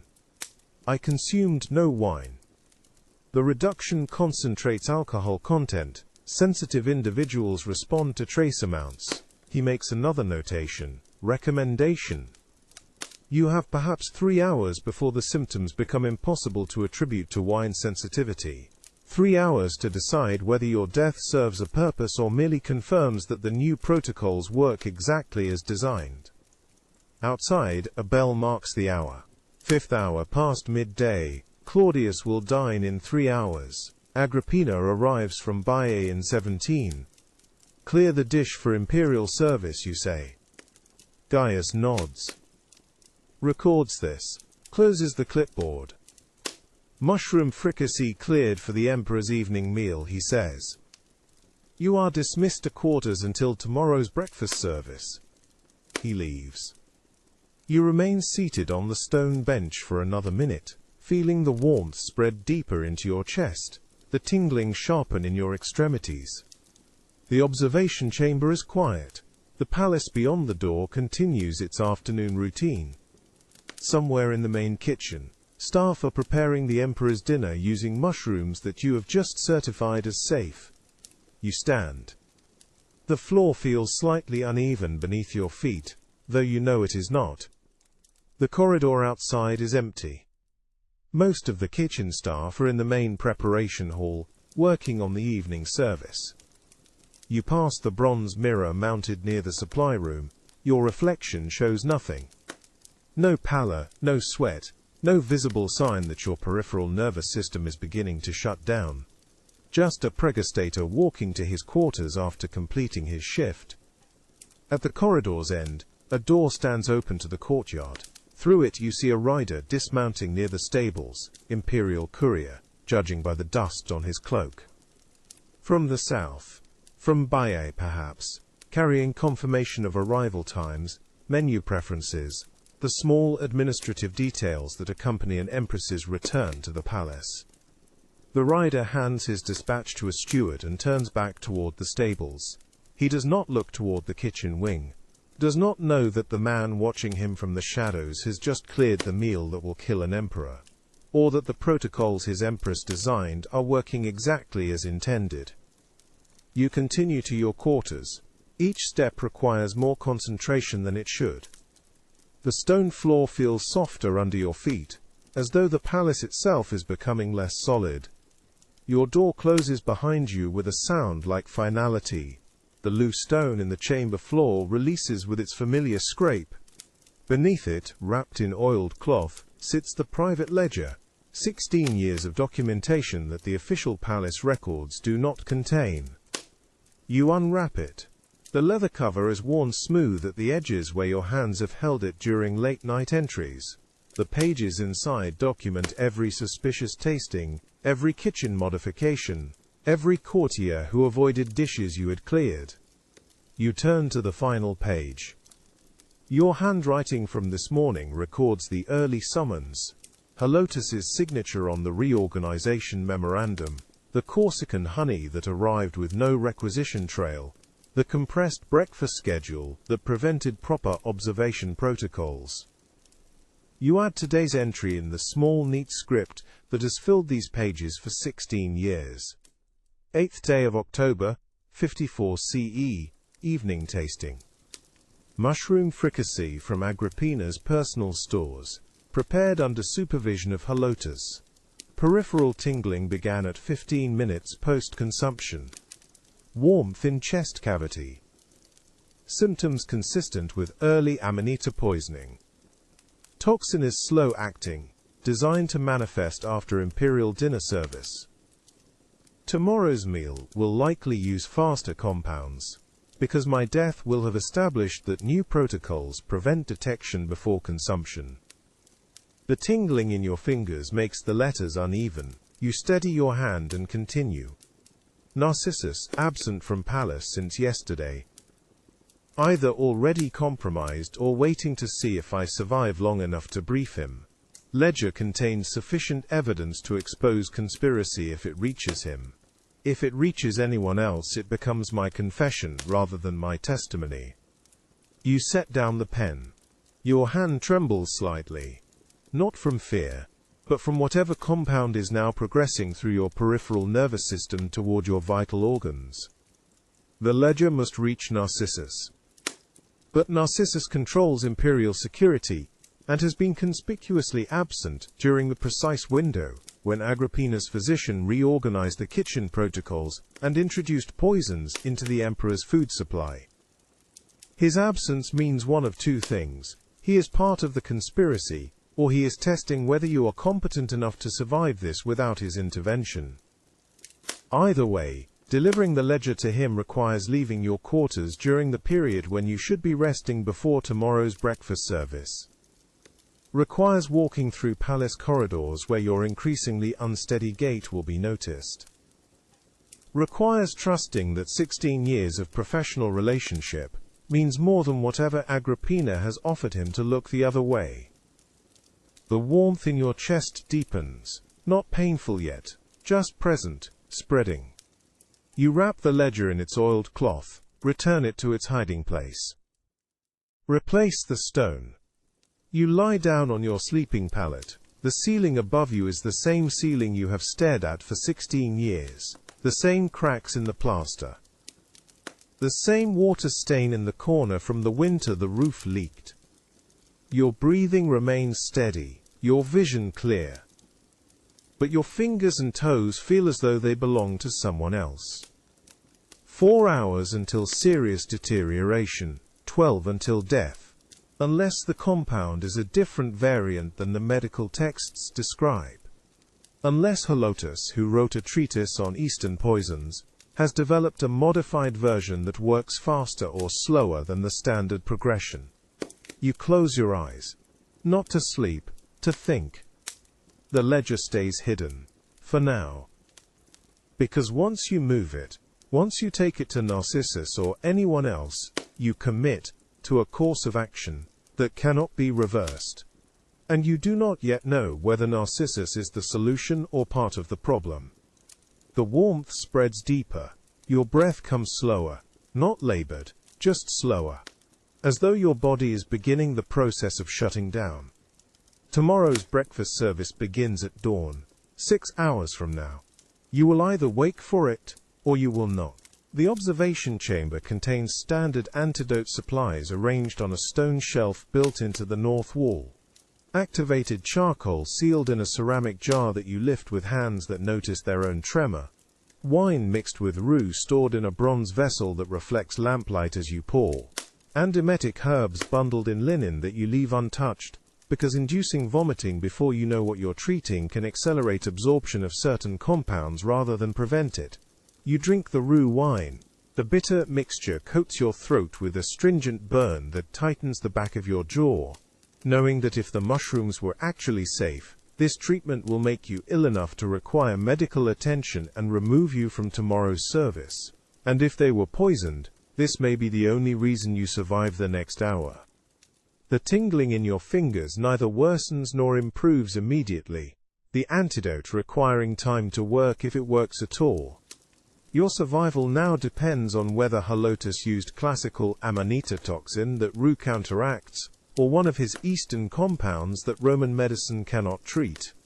The distinction matters because amanita produces symptoms in phases: initial gastrointestinal distress within hours, false recovery for 1 to 3 days, then liver failure that no intervention prevents. Eastern compounds work faster: symptoms within minutes, death within hours if the dose is sufficient. You sit on the stone bench and wait. 5 minutes after consuming the antidote, your stomach cramps with nausea. That could be the rue taking effect, or could be the poison progressing to gastrointestinal phase. The ambiguity preventing you from knowing whether you are treating symptoms or creating them. You lean forward slightly, elbows on knees, and concentrate on breathing through your nose while your body decides which way this resolves. The lamp flame remains steady. No distortion in your vision. No metallic taste intensifying beyond what rue naturally produces. These absences constitute data. Negative findings in a diagnostic process that depends on noticing what does not happen as much as what does. Your hands are still trembling. But tremor from fear and tremor from neurotoxic compounds produce identical physical manifestations. And 16 years of tasting have taught you that distinguishing between them requires time you may not have. The nausea intensifies. You taste bile at the back of your throat. This is either the rue working to expel whatever traces of mushroom toxin remain in your stomach, or this is the poison overwhelming your body's defenses while you sit here cataloging symptoms like a physician instead of calling for help. The choice you made when you drank the antidote rather than summoning Gaius immediately. Trust your own assessment of the threat level, or trust that Palace protocol exists, because previous pregustatores learned through fatal error that some decisions cannot be made alone. You remain seated, breathing slowly, waiting for the nausea to either peak and subside or progress to vomiting that will confirm the rue is doing what it should. The stone beneath you is cold enough that you feel it through your tunic. Grounding sensation, physical anchor, the kind of detail that helps maintain clarity when your body is trying to convince you that panic is the appropriate response. It is not. Panic accelerates heart rate, which accelerates toxin distribution if toxin is present. Panic clouds judgment at precisely the moment judgment determines survival. You have been poisoned before, twice. Both times trace amounts that produced symptoms without lethality. The first time you vomited for 3 hours and spent 2 days unable to keep food down. The second time your vision doubled for 6 hours, and you developed tremors that lasted until the following morning. Both times you survived because you recognized the symptoms early and treated them correctly. This time you recognized the substitution, documented it. Consumed the antidote within the window where antidotes function. If you are wrong about any of those steps, you will not be alive tomorrow to learn from the error. The nausea begins to subside. Not completely, but enough that you can sit upright again without fighting the urge to vomit. 10 minutes since you drank the rue wine. The tremor in your hands has not worsened. Your vision remains clear. The cramping in your stomach feels like ordinary nausea from consuming something your body rejects, not the systematic assault of a compound designed to shut down liver function. You are probably going to survive this. The qualification necessary because certainty about poison is a luxury that pregustatores do not possess until the observation period is complete and the palace physician has documented your clearance, but probability is shifting in your favor. You stand, test your balance, steady enough, walk 3 steps to the door and back, no dizziness, no weakness in your legs beyond what fear produces. The antidote worked, or the mushrooms were never poisoned, or the dose was sublethal, and you will develop delayed symptoms tomorrow, when Agrippina's first private dinner with Claudius makes your survival or death equally convenient for whoever planned this. You sit down again, wait, count your breaths, 412 breaths, until protocol time when Gaius arrives for clearance examination. The palace physician arrives at protocol time, his knock sharp against wood, his voice calling your name with routine inquiry that suggests he expects normal clearance despite whatever Halotus may have told him about tonight's menu. You open the door. Mild gastrointestinal distress, you say before he can ask, consistent with rich food on empty stomach. Gaius enters without comment, sets his medical case on the stone bench, opens it to remove the notation tablet where he records clearance examinations. The explanation plausible enough that he records it without suspicion while noting that you appear pale but stable. You consumed the rue wine, he says. Not a question. Observation. The empty bronze vessel still sits on the shelf where you left it. Yes. The mushroom source was questionable. You watch his face for indication of whether this is information he already possessed, or information he is extracting through conversation. His expression remains neutral. Clinical detachment that could mean he knows nothing, or could mean he knows everything and is testing whether you will confirm it. Corsican variety, you say. Supervisor unfamiliar to me. Halotus signature on the requisition form. Gaius makes a notation, his stylus moving across wax with the steady pressure of someone documenting facts, rather than building evidence. And you responded appropriately to the uncertainty. Yes. He nods with satisfaction that suggests you responded exactly as expected to a test rather than actual poisoning. The ruse was precautionary, he says. The mushrooms were safe. You would have passed normal observation period without intervention. But your recognition of the deviation and immediate treatment indicate you understand the protocols we have established for managing uncertainty. You understand what he is telling you. The entire evening was assessment, not assassination, testing whether you would recognize questionable ingredients and treat them appropriately before symptoms could develop, testing whether you could be controlled through fear, or whether you needed to be replaced before tomorrow's dinner because your competence threatens someone's timeline.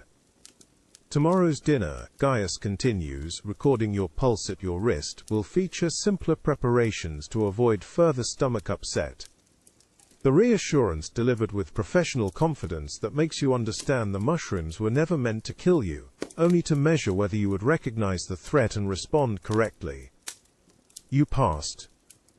Which means either you have proven yourself valuable enough to keep employed through whatever happens next, or you have proven yourself too competent to risk keeping alive when ignorance is what they need in tomorrow's pregustator.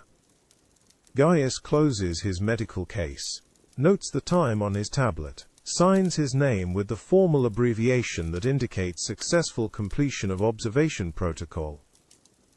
You are cleared for continued service, he says. Report for evening meal service in 30 minutes. He leaves. The door closes with its iron scrape against stone.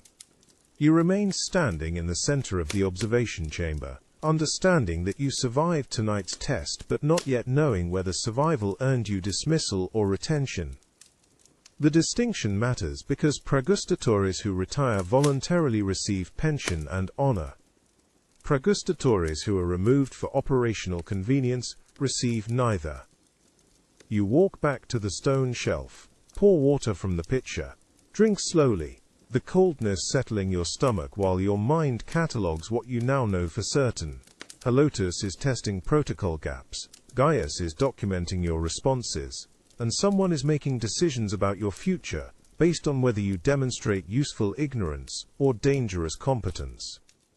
30 minutes until evening service. Time enough to wash your face, straighten your tunic, and prepare to taste food you have already certified safe, despite knowing the entire system has been compromised. Time enough to decide whether to brief Narcissus on what you have learned, assuming Narcissus is still alive and not already eliminated as the first step in whatever Agrippina's faction is planning. Time enough to understand that every choice you make from this moment forward is being observed and assessed by people who have already decided whether you survive past tomorrow. You leave the observation chamber. Walk through corridors lit by oil lamps that cast shadows long enough that you cannot see what waits around each corner until you are already committed to turning it.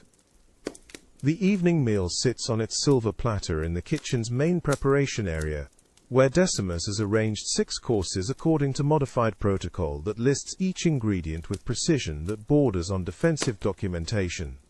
You lift the tasting spoon. The silver is warm from proximity to the ovens. Not cold the way it was this morning when everything that followed began with temperature differential that you noticed but could not yet interpret. You taste each course. Bread without honey. Roasted fowl with standard herb preparation. Vegetables in olive oil that contains nothing beyond what 16 years have taught you to expect. Fish without sauce. Fruit that tastes like fruit. Wine diluted to appropriate strength for imperial consumption. Nothing is wrong. Which confirms everything is wrong, because simple preparations replace complex dishes only when someone needs to establish that deviation from normal protocol can occur without raising alarm, and tomorrow's dinner will feature whatever compounds Halotus has prepared while you are busy surviving tonight's test. You clear each dish, your voice steady despite lingering nausea. Watch servants transfer platters to the imperial dining chamber, where Emperor Claudius will consume food you have certified safe, despite knowing the entire system has been compromised in ways that certification no longer means what it should. Halotus observes from the kitchen doorway. His expression satisfied in a way that confirms tonight was never about killing the Emperor, but about testing whether you could be controlled through fear, or needed to be replaced before tomorrow's actual attempt. His arms are crossed, his posture relaxed, the stance of someone who has completed successful preliminary work, and is now waiting for authorization to proceed to the operational phase. You meet his gaze for 3 seconds. Long enough that he knows you understand, not long enough that the gesture becomes challenge. Then you turn to leave. Decimus approaches before you reach the corridor, speaks quietly, close enough that kitchen staff cannot hear. Tomorrow's dinner service will use your successor, he says, a young pregustator from Agrippina's household, who has been training for 3 months. You are assigned archive duty beginning at first light. Narcissus has issued the transfer orders. You understand what this means. Your survival tonight earned you dismissal rather than death. They needed to know if you would recognize poisoning and treat it, because your successor must be ignorant enough to miss what you would catch, and your successful antidote use proved you are too competent to keep employed during whatever happens at tomorrow's dinner. The choice becomes clear in retrospect. They offered you a test. You passed. Passing disqualified you from continued service, because competence is liability when the operation requires someone who will taste poison and call it safe, because they lack the pattern recognition that 16 years of survival training produces.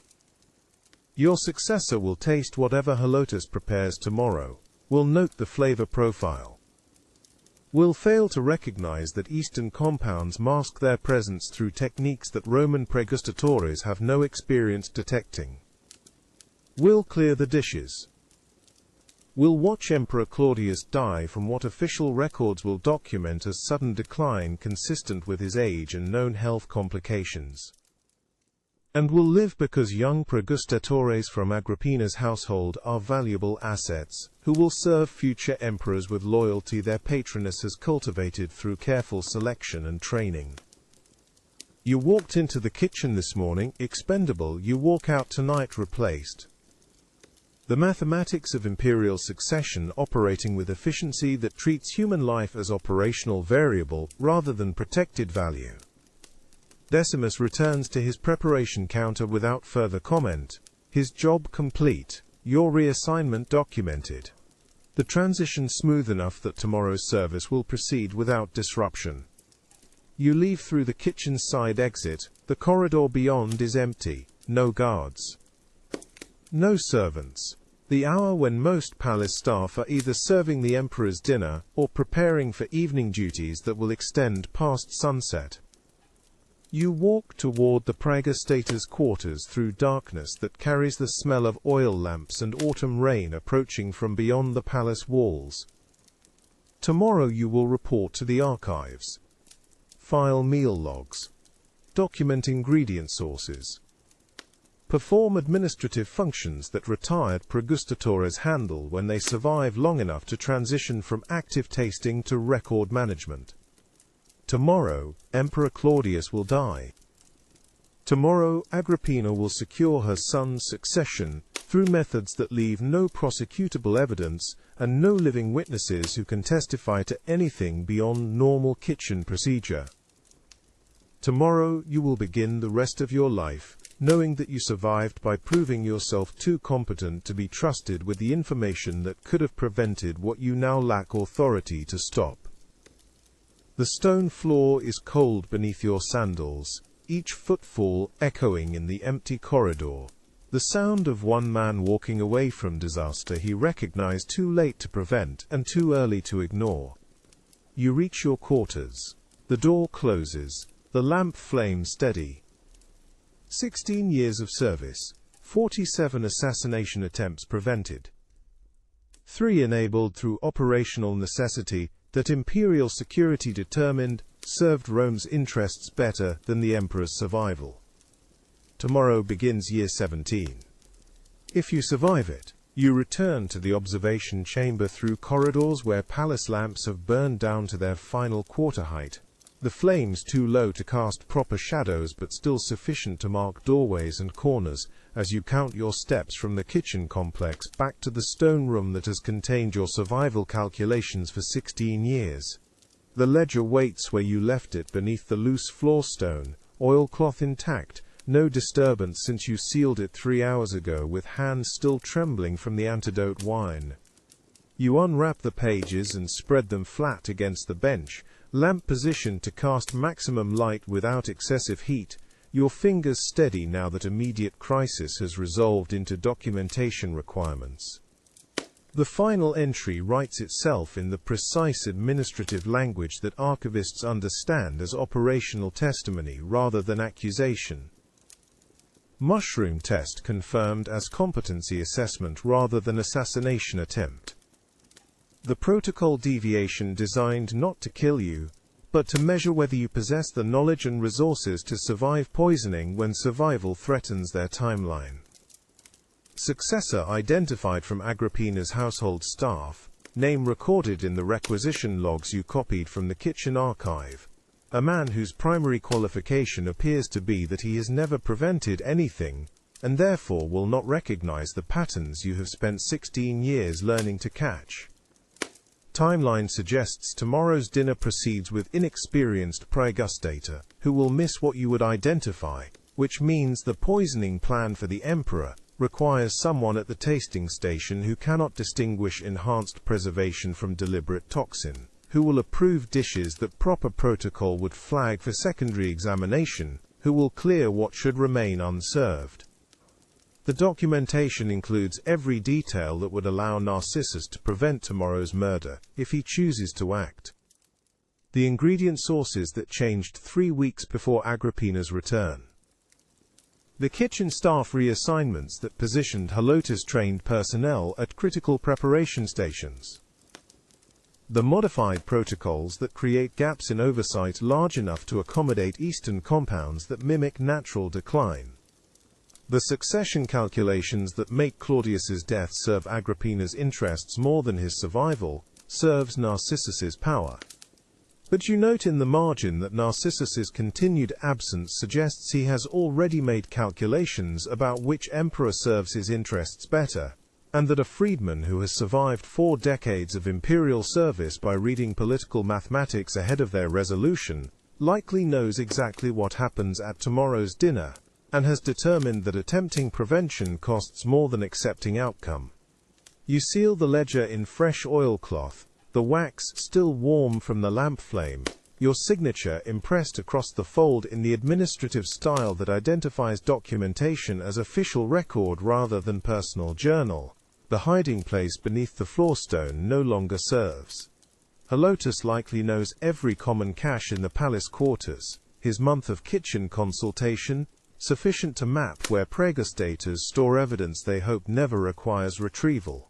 You carry the wrapped ledger to the corner, where your water pitcher sits on its wooden shelf, standard issue ceramic that palace provisioners replaced annually, until your predecessor showed you the false bottom that has survived 3 separate kitchen reorganizations and 2 complete staff turnovers.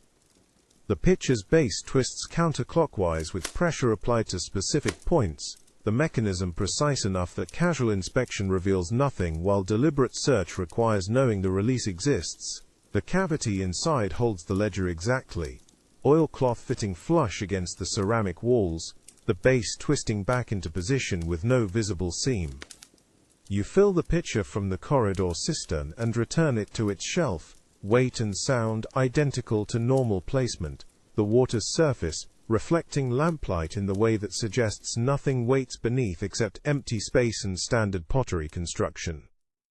The entry ends with notation that you will attempt to reach Narcissus before dawn, knowing that if he refuses the briefing, you have approximately 12 hours to leave Rome before someone decides your knowledge makes you liability, rather than dismissed employee. Not a threat assessment, not a dramatic conclusion. Just the operational mathematics of what happens when the person who knows too much becomes the person who no longer serves necessary function.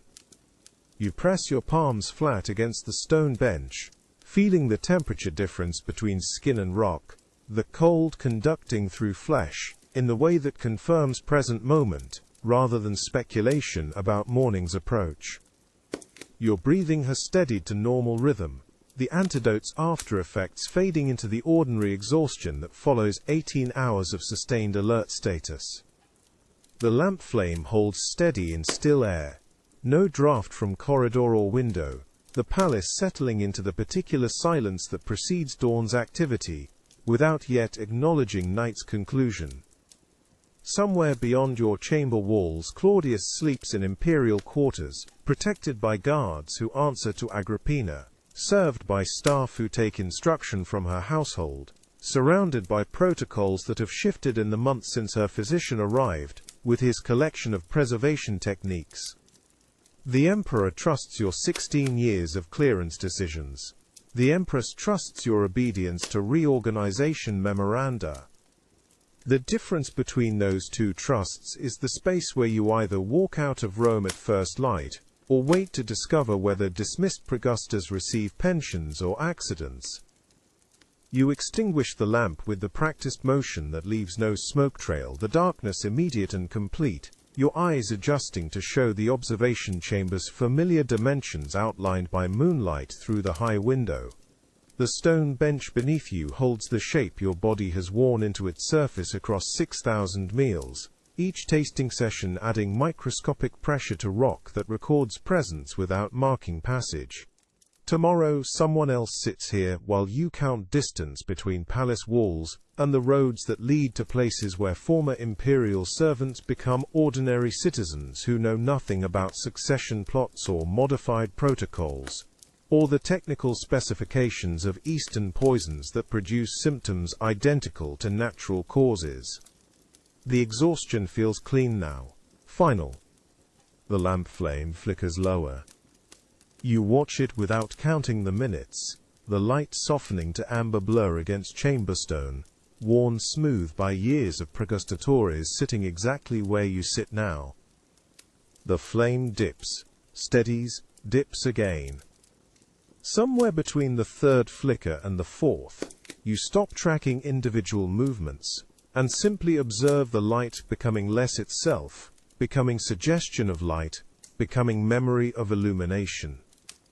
Your predecessor sat here 16 years ago, the night before you took his place. You know this because the stone bench holds the shape of waiting, the slight hollow, where bodies settle during observation periods, during clearance delays, during the 30-minute intervals when survival remains uncertain and sleep is forbidden. He sat here and thought about the young Pragustafa arriving at dawn, wondering if that successor understood what the training had actually prepared him for. You were that successor, promoted from legionary to imperial taster because someone needed immediate replacement and you met the basic requirements. Good taste, strong stomach, no family to complicate the succession if you failed. You remember the confidence you felt that first morning, the certainty that 16 years of watching your predecessor work had taught you everything that mattered. The protocol seemed straightforward: taste the food, wait 30 minutes, clear the emperor's meal, or document the poison's progression. Simple procedure, simple duty. The lamp flame drops lower still. The shadows in chamber corners deepen, lengthening across stone floor toward the observation bench, and you notice how the darkness moves like liquid, pooling in depressions, flowing around irregularities in the masonry, finding the lowest spaces and filling them completely. What your predecessor couldn't tell you, what no predecessor could tell any successor without marking them for the same dismissal, is that survival requires more than protocol mastery. The training teaches competence. Competence makes you credible, but credibility is exactly what makes you useful, until the moment you become evidence of something someone once buried, and then your competence becomes the problem requiring solution. The ledger hidden in the water pitcher contains everything your successor would need to know. 16 years of meal patterns, ingredient sources, personnel changes, timing correlations between kitchen reorganizations and succession movements. The documentation that would teach him to recognize tomorrow's threat today, to see the kitchen summons for what it means before the poison reaches the emperor's plate, to understand that his job is not simply tasting food, but reading the conspiracy beneath the service protocols. You could give him that information. Leave the ledger where he'll find it during his first observation period, when the uncertainty and fear make Pragustatores search their chambers for reassurance, for confirmation that survival is possible, for evidence that someone before them made it through the 30-minute interval and lived. But giving him that ledger would only accelerate his dismissal. The same pattern that identified you as expendable would identify him as dangerous the moment he demonstrated knowledge exceeding his official training. Ignorance is his protection now. Ignorance and the assumption that he doesn't understand what the kitchen reorganization actually signals, doesn't recognize Helotus's treatise on preservation as assassination technical manual, doesn't know enough to document the evidence or reach Narcissus before Agrippina's faction can complete their timeline. Your eyelids grow heavy, not the sudden weight of exhaustion that came hours ago during the antidote recovery, but the slow settling that follows sustained alertness finally releasing. The lamp flame is barely visible now, reduced to ember glow against chamber darkness, and you accept that watching it fade is sufficient occupation for the space between your last conscious thought and sleep. Your role in this conspiracy is complete whether you reach Narcissus or not, whether you warn the Emperor or leave Rome at dawn. The ledger exists. The documentation is preserved. What happens to Emperor Claudius tomorrow depends on factors beyond any Pragustator's authority to control. Senate factions, succession agreements, imperial marriage alliances negotiated months or years before today's kitchen reorganization. Your successor arrives in 6 hours, young, competent, ignorant of everything that matters, exactly as you were 16 years ago, exactly as every Pragustator begins. The lamp flame dies. The chamber fills with darkness absolute except for faint starlight through the high window. Just enough illumination to distinguish stone from shadow, wall from floor, the familiar boundaries of the space where you've waited through hundreds of observation periods. Survival beyond tomorrow is bonus rather than expectation. You documented what matters. You survived what you could. For tonight that is sufficient.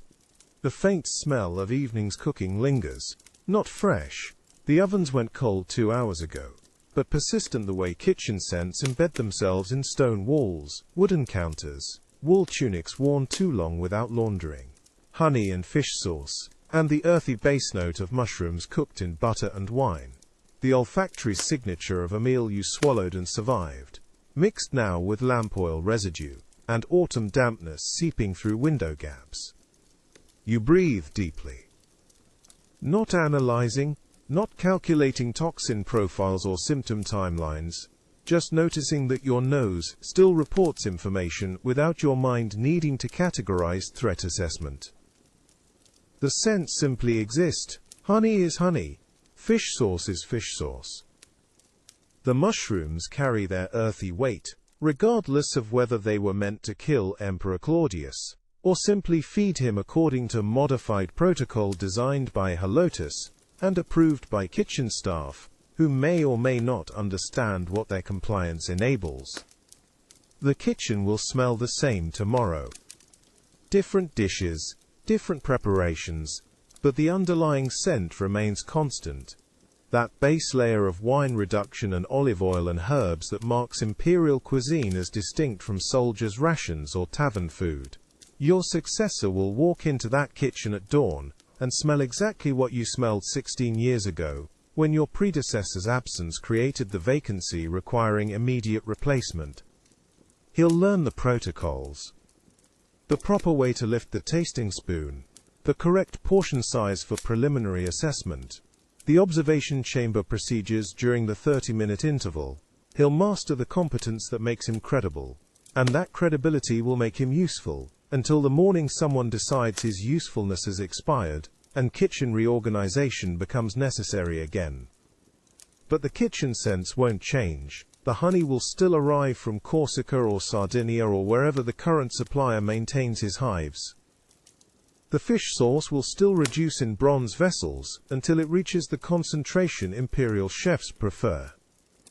The mushrooms will still come from forests north of Rome, harvested by foragers who know which varieties the emperor favors and which varieties Agrippina's physician studies for their paralytic properties, masked by butter richness. Your breathing slows further.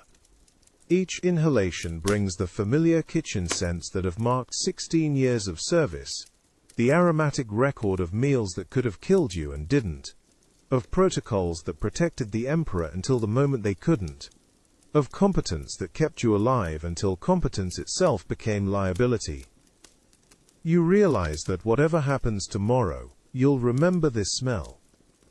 Not the individual dishes or the specific ingredients, but the overall signature, that combination of honey and fish sauce and mushroom earthiness mixed with lamp oil and autumn cold. That means imperial kitchen, Pregustatus chamber, survival measured in 30-minute intervals between tasting and clearance. The scents are already fading.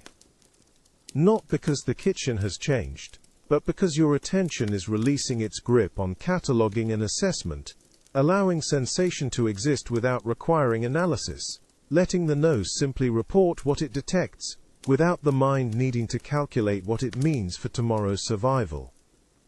Somewhere in the main kitchen complex, Decimus will be supervising final cleanup, ensuring counters are scrubbed, implements returned to proper storage, tomorrow's supplies positioned for easy access when your successor arrives to begin his first official tasting. The kitchen never stops. Personnel changes, conspiracy timelines progress, emperors die, and successors claim their thrones. But the kitchen maintains its rhythm, because Rome needs feeding regardless of which faction controls the succession. Your successor will learn that rhythm, the dawn preparation, the midday service, the evening meal requiring 3 hours of advance work before the emperor sits at table. He'll learn which herbs mask poison bitterness, which wine reductions neutralize certain toxins, which ingredient combinations create symptoms indistinguishable from natural illness in aging emperors whose health already shows decline. But tonight the kitchen rests. The scents linger without purpose, without threat, without requiring response beyond simple acknowledgement that they exist and that you survived another day of swallowing potential death, disguised as imperial cuisine. Your eyes close without conscious decision. The chamber darkness is complete now, the lamp long dead, the starlight through the high window too faint to distinguish details. Only the scents remain: honey, fish sauce, mushroom, memory of a career ending with survival rather than the alternative. You shift position. The stone bench beneath you has worn smooth, the surface polished by years of pregustatories, sitting exactly here during observation periods, during clearance delays, during those 30-minute intervals when sitting still is protocol, and movement suggests distress requiring physician documentation. The stone is cool, not cold. It absorbed enough warmth from your body during the past hour that direct contact no longer carries the shock of touching winter marble, but distinctly cooler than skin temperature, the rock maintaining its thermal equilibrium regardless of who occupies the bench or why they're waiting, or whether they'll survive the interval. Your predecessor sat here, the pregustator before him sat here. 16 years of sitting compressed into the slight hollow your body settles into now. The depression barely noticeable but unmistakable, once you've occupied this bench through enough observation periods to recognize that the stone remembers everyone who waited here, even if their names are lost to archive records and succession timelines. The stones of this chamber know more than any ledger documents. They witnessed your predecessor's final observation period the night before you arrived to replace him. They held him while he waited to see if he would survive, or if the morning would bring Gaius with pronouncement that symptoms had progressed beyond recovery point. The stones know which pregustatories made it through their intervals and which ones didn't, which ones served 16 years and which ones barely lasted 16 days before kitchen reorganization required their replacement. Your body settles heavier. Not collapse, not sudden release, but gradual yielding to gravity's patient pull, the muscles along your spine releasing their sustained tension, one vertebra at a time, until your full weight rests against stone that accepts the burden without complaint or acknowledgement. The stone will hold your successor tomorrow. Same bench, same depression, same cool surface conducting heat away from skin until body and rock reach equilibrium. He'll sit here during his first observation period wondering if the 30 minutes will bring clearance or crisis, if competence is sufficient protection, or if survival requires something the training never mentioned. The chamber's stones remember them all. The pregustatories who served decades, the ones who lasted months, the ones who never completed their first year, because kitchen politics or conspiracy timelines made their continued existence inconvenient. The stones hold that history in their molecular structure, in the slight hollows worn by waiting bodies, in the temperature differentials between human warmth and marble patience. You notice the stone feels less cold now. Either your body temperature has dropped to match the rock's equilibrium, or the bench has absorbed enough warmth that the difference no longer registers as distinct sensation. The boundary between flesh and stone softens, becomes less defined, until you cannot determine with certainty where your body ends and the bench begins.